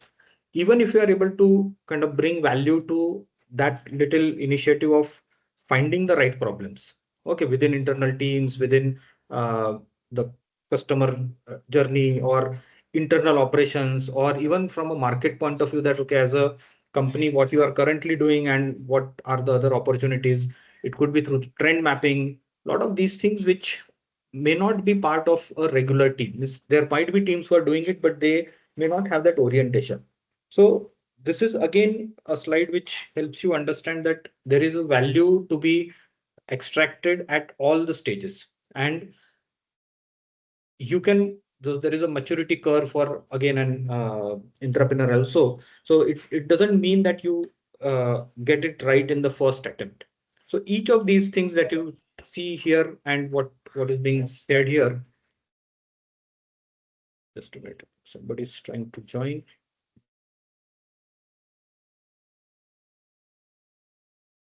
Yeah, sorry. So in the ideation and the discovery part, just finding the right problem, there is enough value to be unlocked there itself. Then each of the idea will go through a phase where it is to be validated. There is a prototyping. There are the whole solutioning part of it, where it can happen through rapid prototyping or even pitching it to internal stakeholders. That itself is the test, right? Means if you can't get people excited, if you can't get the stakeholders aligned with your idea, however good that idea would be, if it is not going ahead, that also is a validation, and that can also happen through prototyping and through these little events or activities which happen. And that is what the culture the organization needs to build. Okay, and wherever there is this already existing, you as a early stage or a young professional can target these wins also. You can target that, okay, because you may not be in a position to understand the bigger picture. You may not have a visibility of very high level goals like what Pankaj sir was talking about, that at a group level there is a certain vision, but it does take time to trickle it down to all the levels of the hierarchy. But from whatever is visible to you, this is a kind of a good blueprint or a kind of a framework for you to have, because this is a familiar framework, right? Means we know that idea, validation, incubation, scale, this is something which has been spoken about in a different context. But now, if you look at and break it down, uh, this will be, each of this becomes like an opportunity and something which builds your capability. And then this becomes like a roadmap for you to kind of build your competency also. Same thing with the actual building and refining things. So once the idea has kind of got some traction, you have found that, okay, there is the right fit that you have, that, okay, there was the right problem solution fit which is achieved, taking it to the next level, making it real, making it kind of really putting some resources to it, iterating, building it, refining it, going to the actual customers, getting the right mentorship at that stage. Now, again, look at this from a early stage professional lens, where this becomes a, a good platform, or this becomes like a good vehicle for you to interact with the mentors also. Otherwise, in a business as usual discussion, you may not be able to bring up many of these ideas. But if you have worked on something, if you have something which you have tested, you have some kind of attraction around it, a lot of mentors who are there around you, they see you in a different way. They will find a different way to relate with you and help you with whatever needs to be done. Again, either from your team or from somebody else's team, or maybe somebody external. It may be a customer. You never know how and where this idea can be kind of channelized. So that is So you essentially you need to look at all these aspects, that the entire journey has these steps, and each of the step in itself is a win. Each of the step in itself is a milestone that you are achieving, and then that is kind of adding to your portfolio in that sense. Now look at all these things, like there are, so if you look at yourself, that you have done few hackathons, you have done few pitching, you have had some feedback from the right mentors, this all becomes like your portfolio. That, and it may be for different ideas. It need not be that, okay, the idea which you presented at a hackathon was pitched to the committee and then that was taken ahead and that become a kind of a winning idea. Probably one idea just failed at the hackathon. Some idea were rejected at the mentor level. Some idea were uh, rejected because they couldn't get the right kind of a sponsorship. Some ideas didn't actually were feasible at a rapid prototyping stage itself. You know that, okay, probably this is not working, which is fair. So you kind of start building that entire portfolio across this journey, and that becomes a very, very strong showcase of your capability and your readiness to take on this journey in a way. And so that's about breaking it down in terms of the journey. And as we know that the real learning or the real fun is in the journey, and the destination is then a outcome of it. Yeah, and now again the elephant in the room, so as to say, is to that how do we bring in this whole new AI shift or this whole new paradigm that we are talking about. And so earlier means will be very open here in terms of that when we initially conceptualized the program, we did know that there will be an kind of a role that AI will be playing. But when we took this to the panel and when we took this to the real experts and people out there in the industry, it came very, very strongly that in today's time and world, if we are uh, not making it AI first, then probably we are not doing it in the right way. So we kind of took our own time and then re-looked at the curriculum which was built, and then we kind of brought in this whole new paradigm of AI. And this is something which you'll see that there is traditional entrepreneurship has been there. It's not a new concept, so as to say, people have been doing this in their own way. But where the overall business environment is getting disrupted because of AI, where the overall uh, internal working of an organization is going to change, and it is already changing, and there are new types of organizations are emerging who are kind of taking an AI first approach. So now if I have to look at entrepreneurship, it has to be AI enabled at whatever level possible. So having said whatever we have said so far, this again helps you put that into the right perspective, where uh, it's not only about automation, it's not only about the speed and all of that, but it's a different approach of working. Means the the biggest thing that we see, and like what again Pankaj sir also spoke about, that today the speed of execution is so fast that if I don't show, it is not about just telling that, okay, I have this idea or I will build something, or what if I such a solution would exist. Now you can actually make it first. So that is something which I see as a biggest paradigm shift, where um, you can actually come to the near to a MVP or near to a final solution very rapidly. Means rapid prototyping is like on steroids here in a way. So and all the regular work, right? Means be it the research, be it all this, whatever you see in the traditional thing, is as it is automated and as it is going to be increasingly accelerated. And even if I just take that piece, okay, forget the other capabilities of AI. Means it definitely helps in doing research. It definitely helps in kind of doing your data analysis. And in the creative field also, we see that a lot of generative design is already starting to happen. So if you combine these capabilities, uh, it would be a rather more efficient conversation to start with the product directly, because that takes away a lot of assumptions, that takes away a lot of mismatch that used to happen among the stakeholders. Because right from the design phase, right from when you as a innovator or you as a kind of team member who wants to propose something, the way you would visualize, the way you think of how the solution would be, is only clear to you, right? And in design also we see that very closely, that how do you kind of really showcase what is in your mind? How do you really bring that idea to reality, even for the first level of showcasing? So if you are able to actually directly show a close to real product, it may have its own bias, it may come with its own risk of rejection and all of that, but that also is a good feedback to have early on.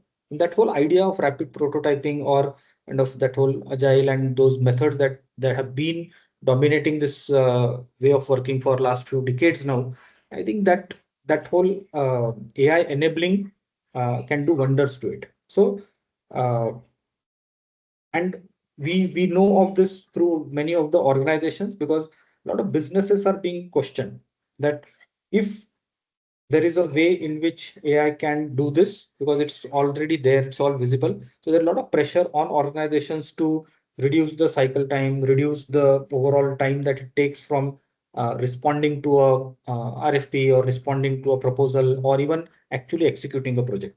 So I think that's something which as a and it is a paradigm shift, because when we are tuned to a particular way of working, we know that there is a value in doing that in a classical way. But to adopt this new way of working, where I'm just starting with the solution, that is very different from what we have been experiencing so far. Again, a word of caution, it is coming because you have already asked the right questions. A lot of processing, a lot of thinking has already been done. It is not, so there is a difference between doing something superficially and doing something with the right thought. You bring your domain understanding, you bring in your creativity, you bring in your genuinity into what you are proposing, and then use AI. So when I say AI first, it is not like starting with the tool. It is still starting with you, because that whole curiosity and all those human edge that we spoke about, it's not going away. But you you have to accelerate that very, very fast, is what the paradigm shift is all about. Yeah. So that's something which, just to spell it out there and clearly put it out here. And this is what we will see in the course also, that every time any activity, we will do it in a kind of a demo way, where you know that, okay, how it is done traditionally, but now we have to find the AI version of it. This is again, as of now, slightly high level and notional in a way, but there is a stack, or there has to be a stack, right? This is one version of it, or this is just a representation of how it could look like. So not that we are going to use only Perplexity or Claude or ChatGPT, but if we were to support this new way of thinking, means for a traditional way of thinking, there is a stack, right? When there is a CRM, there is an ERP, there are these systems, processes, SOPs, all that is there, and that kind of stacks up for a business process to actually happen, or a particular activity to happen within an organization. If you're looking at this new way of working, or new way of developing solutions or solving problems, uh, there has to be the enabling across the channel, across the process. So if I were to look at it, that if we were to map it with the entrepreneurial process, or with the ideation process, or all of that, each of these stages, or each of these activities will have a particular tool which does it better. Okay, so, and I'm sure at your own level also, you have already figured it out, that, okay, you use certain things, or you use, say, Claude only for certain things, or ChatGPT is for general purpose discussion. The other AI-based tools which do a specific task. Now, right now, there is a lot of fuzziness in that as well, because every tool claims to do certain things, but the real capability is only shown when you actually use it. Plus, there are a lot of these kind of constraints from the open and the free usage vis-a-vis how much do you have to pay for it and all that. So you, through this program, should be able to develop a stack of your own, because you know that how your way of working is, what is a typical process that you would follow for building anything. So this program will help you understand that, okay, what stage of the process, which tool is appropriate. And there will always be some options, right? Means at least first you use this. If that doesn't work, then the second best is there. And that is what will kind of develop your stack.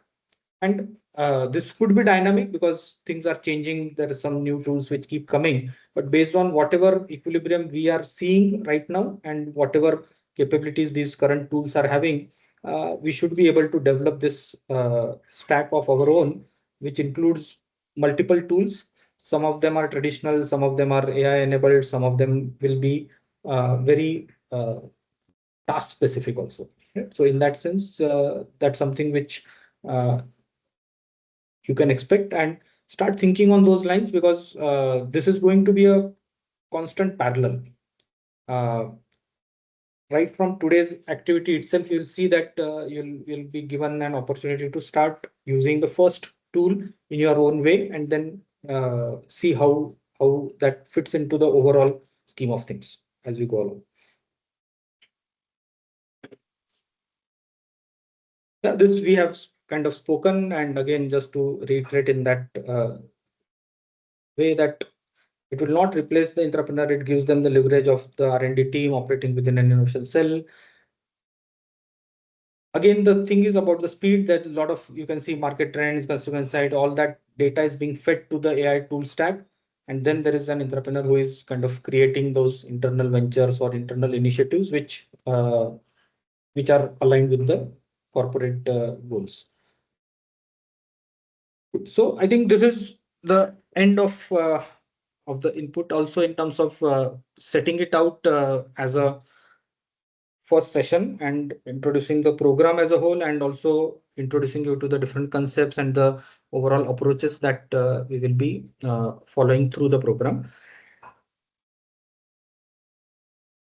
We'll take a quick pause here, and maybe this is the right time to get some questions or some comments about what you have seen so far, and how do we kind of structure this ahead for all of us in that sense, because there is an assignment and there is a task which will be given to you, and we'll make that as a bridge. So for each module or each session, we'll end up with a task or an assignment which will be given to you, which has to be done through the week, and then we review it next week before we start the session, and then we follow it with the second session. So that is going to be more or less the structure, where there is some work, some reading, some assignment that needs to be done at your end, and then we start building it from there.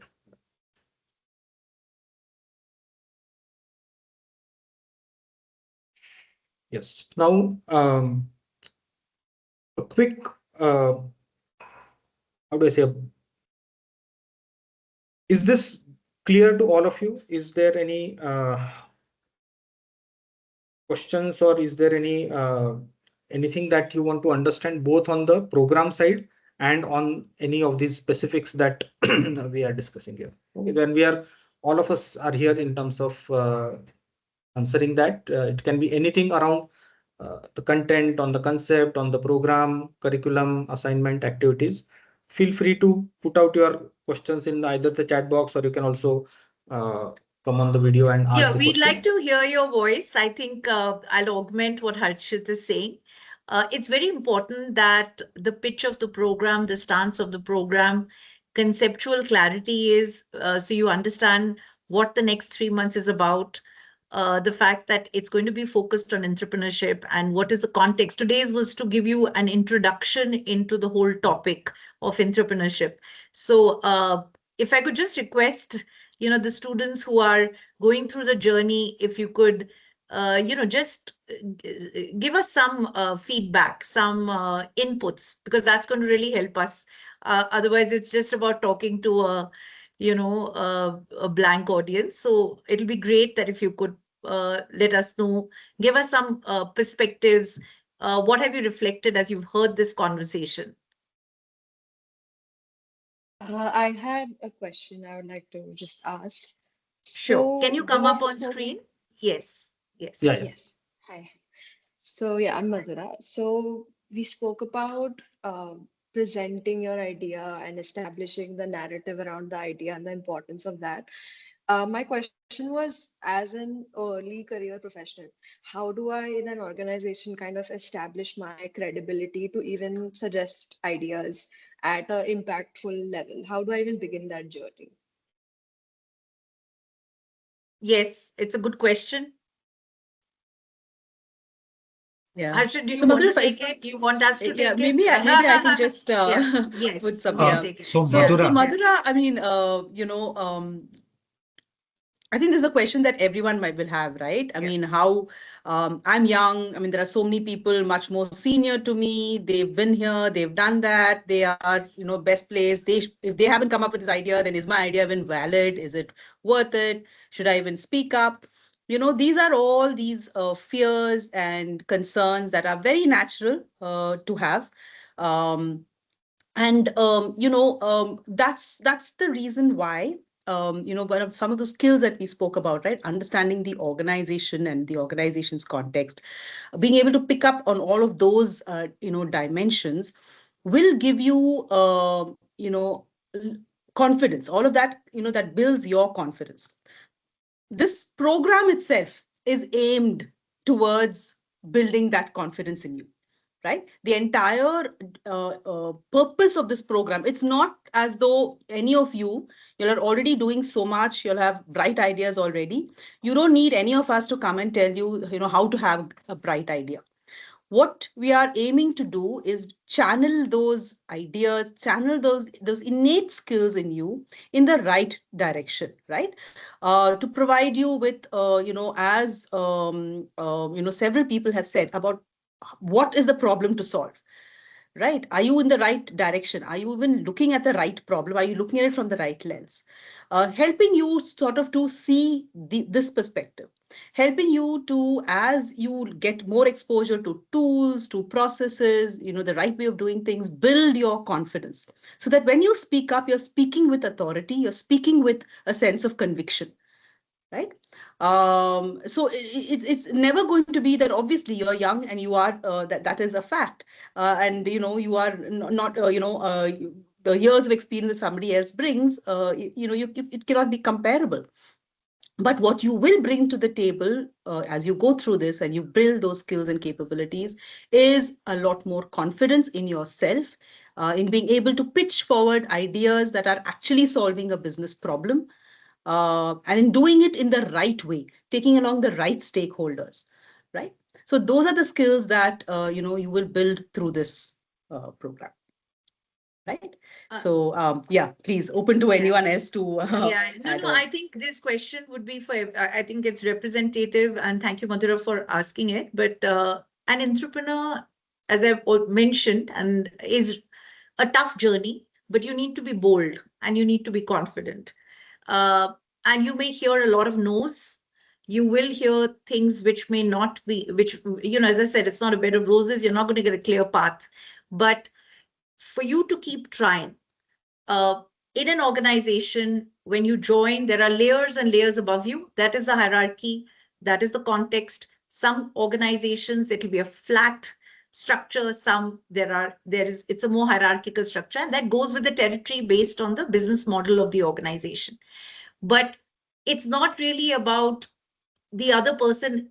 Like, it's really about you. If you want to be the change that you wish to see, you will keep on that path, right? But if you back off and, at the first instance, if you get intimidated or you get overwhelmed and you say that I don't know who's going to listen to me, or, then people will not listen to you because it's not built that way. It's really about you as an entrepreneur. So there are two concepts here: entrepreneurship and entrepreneur. Entrepreneur is an individual, and there is no space that is ideal that's going to be having that ideal culture where everybody is given the equal opportunity. You have to also fight for that opportunity, right? While equal opportunity is mentioned, but there are constructs, right? And you have to be at that path with the resilient, but be bold and speak up. And there's nothing right and wrong about, whether I'm saying the right thing and how people will judge me. It's really about being very authentic to yourself. If you are someone who wants to be an entrepreneur, you will be authentic and you will keep at it. And that's really what this program is about, right? It is about some tools and processes, which can be at one level something that can be a playground, which you may, just go through this as a 3-month journey. The other is, how do you build that mindset for yourself? And I'll keep talking about that because entrepreneurship is really about that mindset. Yeah. Yeah. I think the way I look at it, for anybody, means for especially for early stage professionals also, we often think that, okay, doing good work or kind of coming in whatever form, right? I mean, coming up with ideas or whatever is going to be enough. But the real complexity of an organization is that because there are so many voices, there are so many things which are already happening. Unless you speak or unless you voice it out in the best possible way, and this is not about whether you have a good idea or not, or whether that will work or not, and all of that, just making sure that you get heard and you have a place in whatever hierarchy you are. I think that is a thing in itself, because if you have an idea, you are more equipped. Okay, because you automatically you say so many things through that you have that ability to think, you have the ability to come up with something, you have the ability to think through that, okay, this could be a problem solution, whatever. But the real skill there is to kind of be heard and be seen in that light, so that people should identify you that, okay, it may not work at that level also, but whenever an opportunity comes up, you should try to occupy that space, that, okay, your name or you would be considered being part of that team. And that can only happen if you are consistent with it. It's not a one-time thing. Means it's One-time thing. Absolutely. Yes. That's where That's you what see yeah. Yes. Yeah. No, absolutely. And I think that's what you have to be consistent. There will be times of rejection, dejection, comes with the territory. Any organization, you look at, I mean, here we're talking about complex organizations. You're part of a committee, right? The moment you put 5 people together, you will see there will be egos, there will be points of view, there will be conflict, and you have to navigate it, right? So if within a group of 5 people that can happen, just imagine when you are in a company of 100, 500,000, 5,000, that is bound to happen. But it's not about being bogged down, but as Harshit is mentioning, to be consistent on that path, because the more you keep at it, you are bound to be heard. At some point, you're bound to have that mind share of people, right? And as Aparna was showing, influencing is the first real skill, and that's why we have that as a foundational skill. Your ability to influence, your ability to collaborate. It's also interpersonal relationships is a very nuanced thing, right? It's not about me versus you, right? But it's also about me and you. How do you build those collaboration? How do you build the relationships? Not just looking within your team, because we always inherit a team, right? And we may have a great relationship with 1 or 2 team members, going for lunch with them every day, right? But then what happens is our influence is going to be restricted to that comfort zone. As human beings, our psychology is to build our comfort zone and keep doing things which are predictable with the set of people that we feel comfortable with.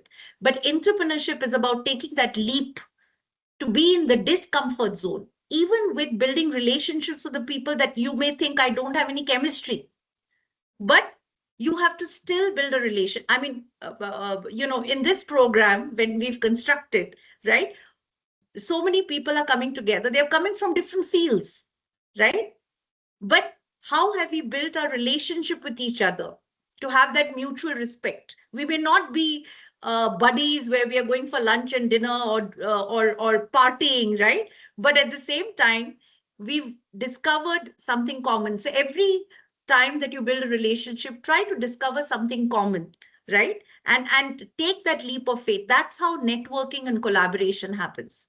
That is very critical from an entrepreneur's perspective. An entrepreneur is a good networker, is a good collaborator, because then you're able to see the wider. It's about connecting the dots, right? And if you stay siloed within your project, you can innovate. As I said, that, innovation versus entrepreneur, you can still be an innovator, but taking that leap to entrepreneurship comes with influencing and collaboration, right? Yeah, good. So that was quite a Any other representative questions like question. this? Yeah, so we have Disha who has posted something here. Yeah. So most organizations say that they encourage experimentation. In your experience, what separates organizations that actually tolerate failure from those that only claim to? Any specific pattern to it in terms of internal culture or hierarchy or mindset? I would like Sumant to answer this question. Okay, so the Sumant, culture is that. a very important part in an organization. And while we say that culture is also important, you must also understand that there are individuals. Sometimes those individuals are not really fond of that culture because they tend to believe that everything should happen their way. So if you plot people in an organization, you'll get a bell curve. The people on the right and people in the center would be part of the culture. The people on the left are not going to be part of the culture. And what really separates organizations is the way that they treat failures. Are you sacked for failing, or are you told that, there's a learning, please learn from this and don't repeat it. So that's one of the things. And one of the things in Titan was that we sponsored an award at the Tata Group level called Dare to Try to recognize failures. So that will actually tell you, if you are that sort of a mindset in a company, you know that this is a company that actually values failures, because there are a lot of lessons that you learn from failures. And also about, do you share failures? Do you share what went wrong last time and how we should not repeat that? Those are things which are important in an organization. Yeah, and the different organizations are going to have different cultures, and there are subcultures, there are team cultures. Of course, Sumat comes from an organization which had a very enabling culture, which he himself drove, right? And today, when we see the leap that has taken on entrepreneurship, and I just wanted to say, especially after COVID, if you see, the word collaboration has really become a buzzword, right? Which was not there, uh, if you see pre-COVID. That's because a lot of organizations are realizing that without having that collaborative culture, one cannot succeed. And hence, there are more and more organizations today who are have a lot more resonance with these concepts that we're talking about than what was there in the past. And with the transformation with AI, and the reason why we felt that the purpose of this program should be an AI first entrepreneurship program was that today a few people can really deliver large outcomes, right? And that is now a very strong sort of a element for culture building within organizations. It's not really being large teams that are, just working to deliver results, because since AI can do a lot of that work, everything that we're actually talking about has become almost like a cultural reality. So more often than not, you're going to actually see a lot more amenable culture than a traditional culture, because the world has really changed fast, and that's how business leaders have also moved, knowing that this is the only way to, adopt and adapt.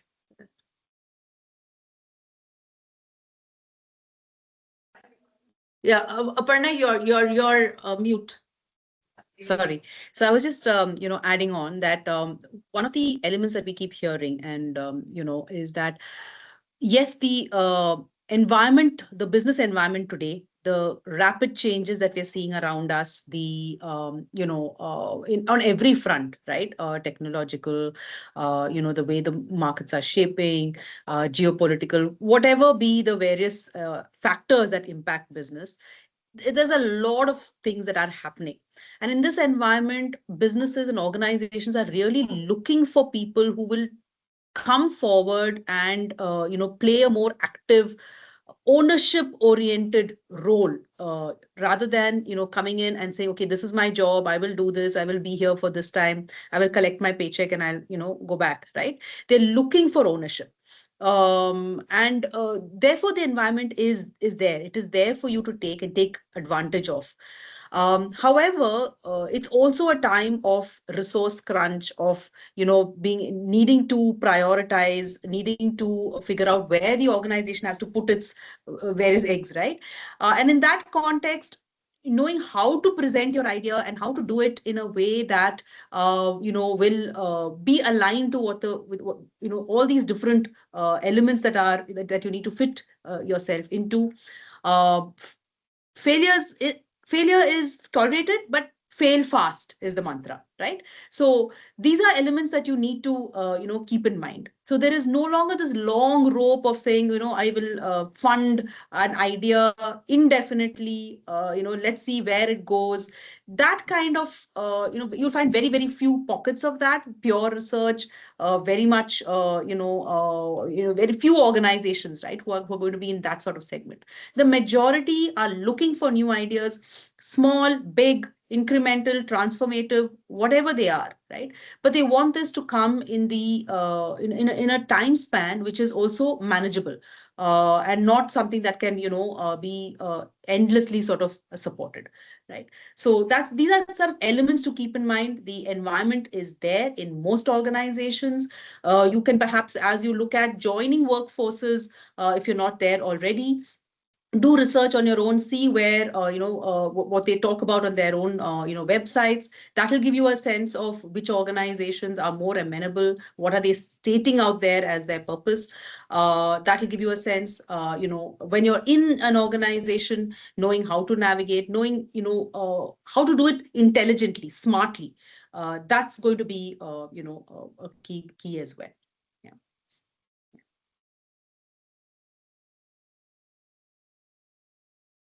Yeah, also, this is just a very small observation, but usually these organizations that uh, encourage experimentation, or they kind of deal with failures in a positive way, usually they say it loud. Means there will be some champion or somebody who is like taking that role of communicating it very clearly. Okay, and this may be internal communication or even external communication, either through the way the brand speaks or whatever. But a nuanced communication, it comes out in some way. It may not be intentional also, but if it is actually happening, it just gets displayed in the right places.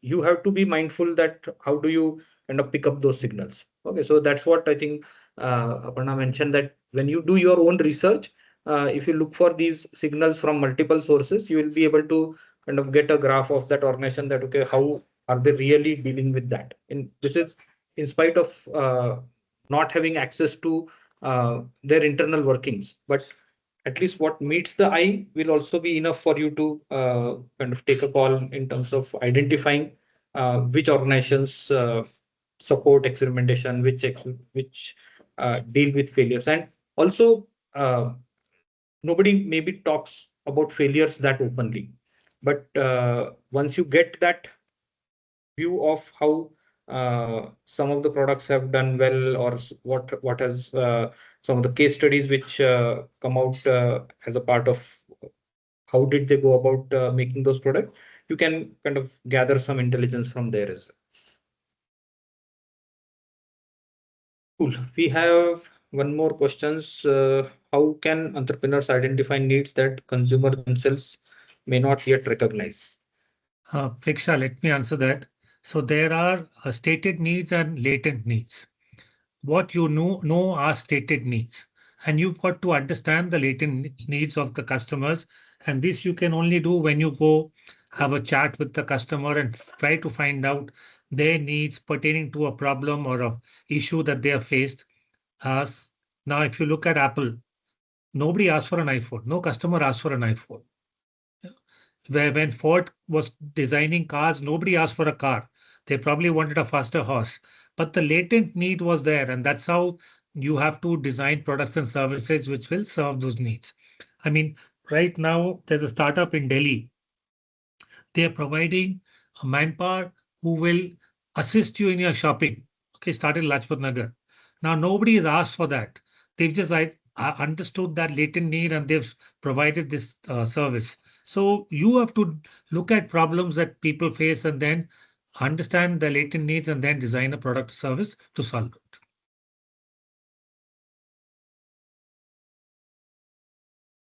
Yeah, I mean, this is the mainstay of what we do, right? In this whole process of coming up with new ideas and coming with new solutions. Uh, for me, I think it's the both the art and science of it, because there is a method to it. Definitely, you do your research, you speak to customers, and you kind of gather that intelligence from that. But the more efficient way, I would say, or more intuitive way is that people will not actually say what their problem is. Okay, it is your interpretation, your intelligence that needs to be used. And again, that's something which we talk in this context of AI and all of that is uh, probably that will become a very, very important skill, that identifying that need, because it requires that kind of an empathy, it requires that kind of a sensitivity, it requires connecting those dots. And this is what we kind of keep discussing in our design discussions also, that these signals may come from different walks of the customer journey, or the context in which the customer says. And there are stated needs which people will definitely say that, okay, as a direct pain point, but that may not be the actual need. There is something else behind it. And when we put in framework that there is a social need to it, there is a functional need to it, there is an emotional need to it. So there are ways and means to kind of also analyze what meets the eye. And how do you make sure that these are opportunities for converting that into a product? Because there are so many problems, there are so many pain points which are otherwise out there, but not every problem or not every pain point will lead to a business opportunity. So if you are to think of like an entrepreneur or think of like in the business context, uh, definitely there is a merit on or a premium on identifying what the needs are. But there are also has to be a layer where you find that, okay, whether these needs will lead to a sustainable business or not. So is the problem worth solving, right? That's the discussion which we keep having. So again, in a business context or a startup context, uh, many times some of these pain points or many of these problem statements, they don't get that required attention or that support because it doesn't fit into the business logic. And this is going to be very critical that as an innovator, we may come up with ideas, we may come up with a lot of problem solution kind of combinations and all of that. But the real merit now will be that whether how quickly I am able to bring in that business logic to it. Because that's what an organization would eventually be interested in. Or even if it is a startup, then that's the question that needs to be asked early on. And I think that's how you can navigate that journey of finding that there is a need which the customer is not stating upfront, but also making sure that there is a scalable opportunity there. One last question, if there's anybody, and then we can kind of Yeah, move I'll towards just add to it. I think Yeah. opportunity finding is as critical for an entrepreneur as an entrepreneur. And this question was, more entrepreneurship. A lot of your first phase of the program is going to actually focus on that. And we also have a masterclass on that. And I will really, again, come back to the skills that we spoke about, that in an organization to get a larger sense, and I'm talking about entrepreneurship, right? You have to be able to understand what the business the organization is in. How do you identify problems? The problems may not be always in your team, right? And as an entrepreneur, if you keep developing your collaboration skills and having a wider knowledge of the organization, then you'll be able to really discover the right opportunities to solve. I think this is a very crux. I think it's the and really the first phase of as you learn entrepreneurship, because yes, we speak about it in entrepreneurship, but in an organization's context, I think it's also very critical to really understand what are the right problems to solve. Only then will your voice, somebody spoke about the first question, how do I get my voice heard? When you start identifying the right problems and speaking more about it, the mind share of people to hear that voice is going to be much larger. Yeah.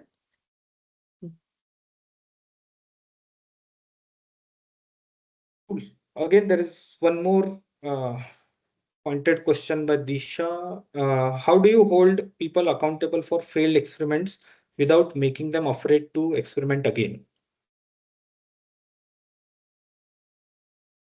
Suban sir, you have a perspective here.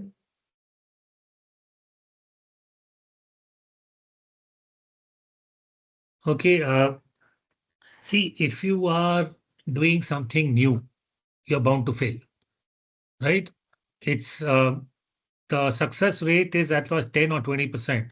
So if there are 10 experiments you do and you're going to fail 8 times. But the fact is that these experiments you should do quickly without spending too much money, and with the objective of learning what happens in the failure so that I can come and tweak the solution, tweak the product, and then go out again to the market. It's not something that you can design the best product the first time or the best solution the first time. You will fail, but the failure has to be learnings that you take back. That's why they say fail fast, fail quick. Yeah. See, I think from an organizational context, holding people accountable for failure or failed experiments, it is part of the larger culture. Means what we spoke in the whole discussion around your first question, that how does one encourage experimentation and all of that. there may not be a threshold, right? Means that you. Pooja, are you speaking? Sorry. Yeah, sorry. I was just because I noticed this about accountability, right? And having that without making them and I'm wondering who's asked this question, because it's a very org related question, more than I think a student would have answered. It seems to be more from an organization. It's really about building that whole culture, and at the end of the day, I'll go back to what I said, that when something fails, an idea fails, the individual has not failed, right? It's the idea that has failed. The effort may have failed. It's not that the individual has failed. And to create a culture of inclusion, being non-judgmental, goes with a value system for all of us collectively, right? And at the end of the day, as Sumant was saying, that failure is going to be part of this trajectory. So for an individual to also understand that, if something has got rejected, I should not just immediately shut down and say, I'm not going to participate again. I have to still keep participating. And for the organization as well, it needs to build that culture and the environment that you're not holding anything against an individual. And it's a participative exercise both ways. Again, we are not in a platonic world. And all of these, just as the way an individual has to keep navigating, people within an organization, cultures also keep navigating, right? And there is no easy answer to this, that it's utopian out there. And, there will be times when you will hear criticism, but it's really about yourself. How do you take that criticism? Right? How do you take that rejection? How do you take? So I'm going to put it back on the individual, because yes, organizations have to also do their work, which is, part of the territory, but as an individual as well, how do you cope up with it? I think both the sides are equally important. I'm still wondering who's asked the question, but it seems to be more an org, counseling that, yeah. It's by Disha. She's as part of the student team only. Okay, it's interesting. It's an evolved question. Yeah. Yeah, that's what. Yeah, I mean, I just want to just add on here that this sort of ties in, right? I mean, this being afraid of experimenting and you know it's part of it, right? I mean, I don't think that at any point in time anyone is going to you have to just trust yourself and make a go for it. And to some extent you may have to develop a little bit of a thick skin. If you have something that you strongly believe in and you really believe that there is value and merit in it, backing down at the first instance of pushback, is possible, of course. I mean, and you're not going to be, penalized for that, right? But if you want to see success, it requires that, ability to just push through. And it requires a strong mind. It requires that, belief in yourself. And all these are nice things to say, right? When you're sitting outside and saying all these things, it sounds very nice. But when you're in that situation, you might not find it always an easy and straightforward path. So, that's why again and again we keep sort of reinforcing that when you get into this, you get into it with the right mindset. And that right mindset means also that, being aware that somewhere along the way or many times along the way, you are going to face pushback. You are going to face people who are naysayers, who are going to, question, who are going to say that, what a, silly idea, it's not going to work. They'll give you 100 reasons why something can go wrong or is not worth your time and effort. But, you approach it with the right mindset. It means that you are already prepared to face people and situations like this. So I mean, I cannot emphasize enough how this mindset is so critical.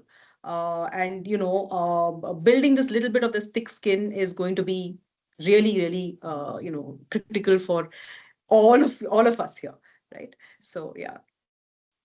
I think the way I look at it, if maybe one simple formula would be you can't repeat the same mistakes.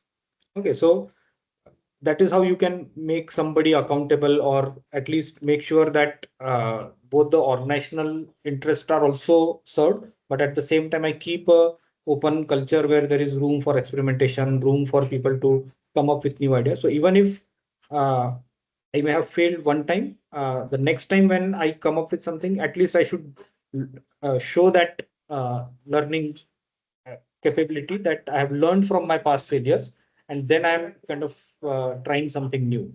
Because if there is a pattern, if you see that okay, there are same kind of mistakes and same kind of details which are being missed out, probably that is a kind of a flag where you can bring in that accountability part to manage the whole effort. Because I understand where it is coming from. That okay, till how much time should we allow that experimentation, or till how many times should somebody fail to come up with the right answer? Okay, but as you know, that may not be a formula for it. Means it's not that I have to fail 10 times to get one idea right. It may vary based on the organizational context, how complex it is, at what level the idea is coming, and all of that. But maybe one metric or one way to manage that would be to ensure that there is enough learning happening. If the learning is not happening, then there is a problem with the person, because then there is something missing. Either the alignment with the organization is not there, or maybe the way of working or way of thinking is not as per what is required in that context in a way. And again, because it is very org specific, there might be some mechanisms, there might be some kind of levels in which things would be measured as to at what point should we call it off. So yeah, if that answers.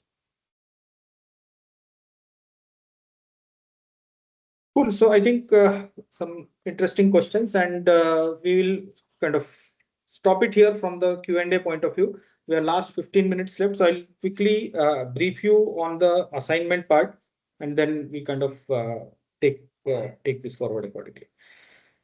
So let me again bring up my slides. Quick, it's a small, more or less like a warm-up assignment, I would say, not.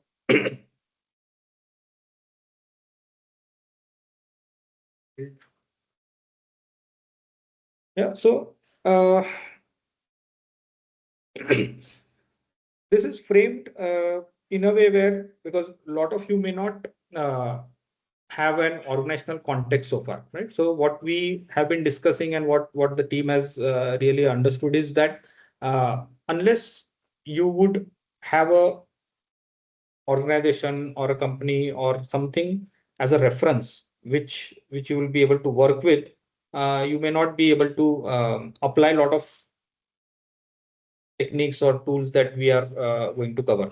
So the first assignment is to kind of really look at 3-4 real case studies, and this are of real organizations. So we'll share some details. I'll share some reading material also. You can pick up from there as well, and identify how an organization has gone so far. So we are not directly getting into entrepreneurship right away. It is just to get the organizational context and how an organization has gone about managing innovation or coming up with something which fits into that whole definition of internal idea taken ahead as a market to the market. Okay, so you may call it internal venture, or you may call it an idea to market journey within an organization.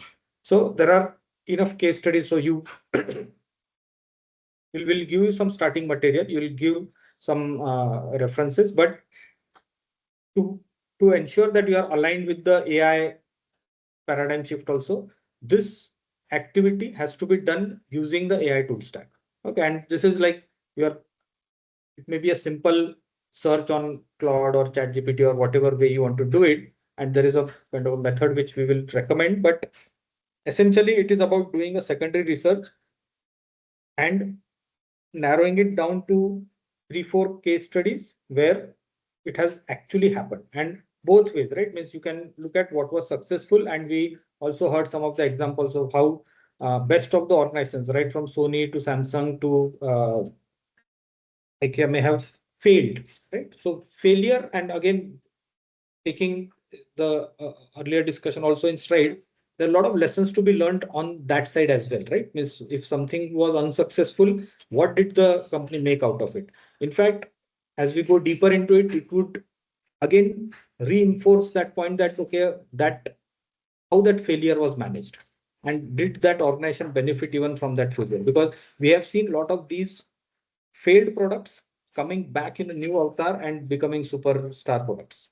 So I think that's something which we need to look at, that how many of these efforts and how many of these kind of initiatives that the companies have taken, what has been their life cycle.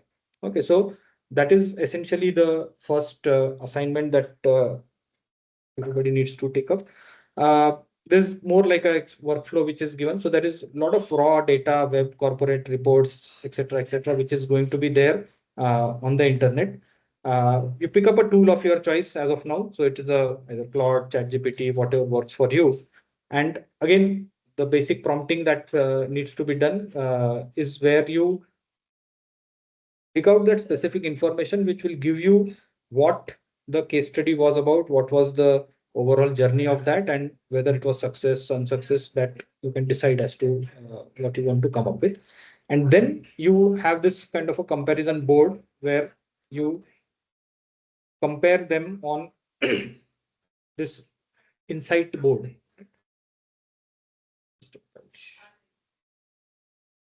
So these templates will be shared with you, that what was the idea, what was the overall position, how did they go about that, and then the overall analysis of it. So this should give you, as I said, the overall context, because we eventually will have to pick one organization or one sector, either real or a simulated one, where all the activities and everything that you are going to do will be contextualized to that. It will be located within that organizational's framework. So this is a quick assignment to get you started, to help you understand some of these case studies, and the data is available. You can find something of your own. There will be a list which we will also be sharing. Some of the, you can in fact look at Unfold's website also, where you'll see a lot of companies who have been part of that journey, who have been actually rewarded for some of their internal ventures. So that's a good repository for you to refer to, and also get an understanding of what does the innovation really mean, because what innovation works for, say, a company which is into automotive uh, vis-a-vis something which is in financial service, this might be very different because that is their business reality, right? So how does one company really define their metrics for themselves, and also how do they kind of go about managing that effort? So pick one, eventually you will be picking one domain or one sector also, which will help you go deeper into that. So right now, just to get you started, into the comparison of 3 to 4 case studies you can do, and then that will give you a good landscape and a good comparison also of what works in one particular organization or what works in a particular sector. And that is how you will be able to develop that whole uh, board, or that, like a landscape for corporate innovation based on real data. Okay, so this is all because you are searching data about specific companies, you are searching data for specific sectors through their reports, through other communication that is available. Use prompting in a way where this becomes like an efficient exercise. Again,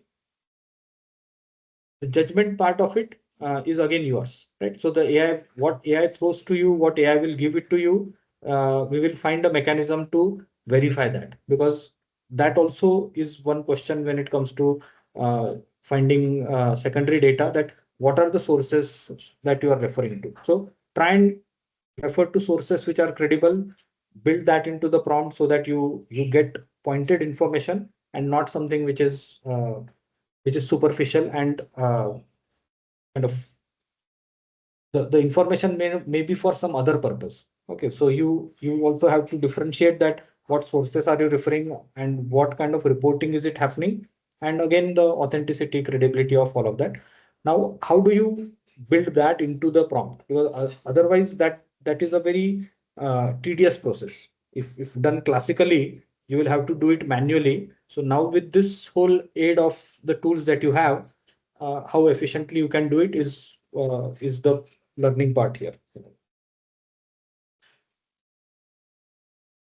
Cool. Anybody? Yeah. So is the assignment clear, or Parna, Pooja, Suman sir, if you want to add something so that they kind of do it in a holistic way. Yes, I have briefed this from a task point of view, but if there are any other parameters that you want them to think of or kind of weave it into this activity, that would also be useful for them to know.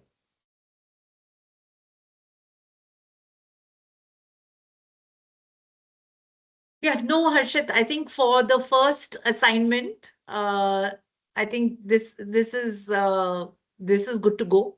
We'll keep building on as we move forward. But I think as the first assignment, this is good enough. Okay.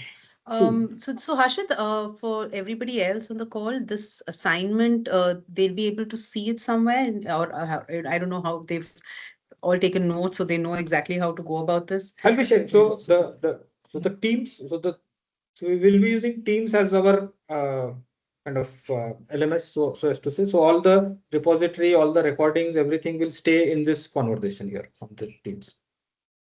Okay.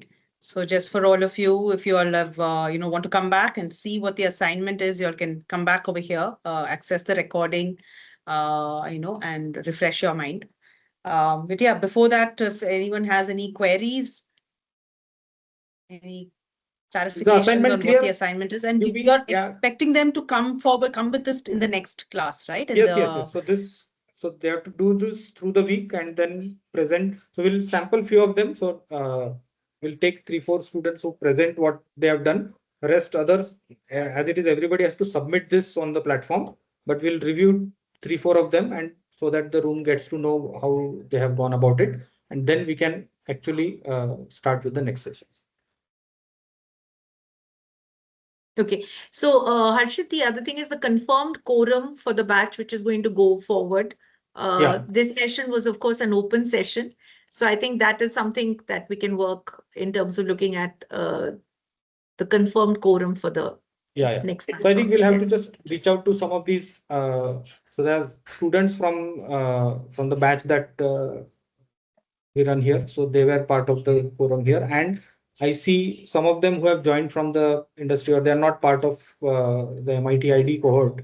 So we'll have to check with them about how do they want to continue this, and if they want any more information, if you need to understand anything beyond what has been spoken today, we are always happy to help you and kind of help you take that decision to continue this in the best possible.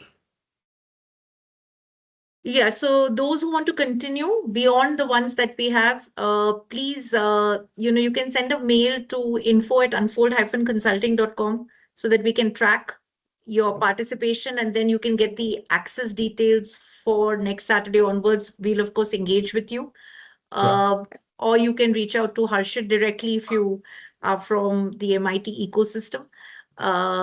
Because this session was an open session, but going forward, we would like the batch to be consistent till the closure of the certification program. I think every Saturday, Harshit, the protocol is 10 to 1. We'd like you to join in on time.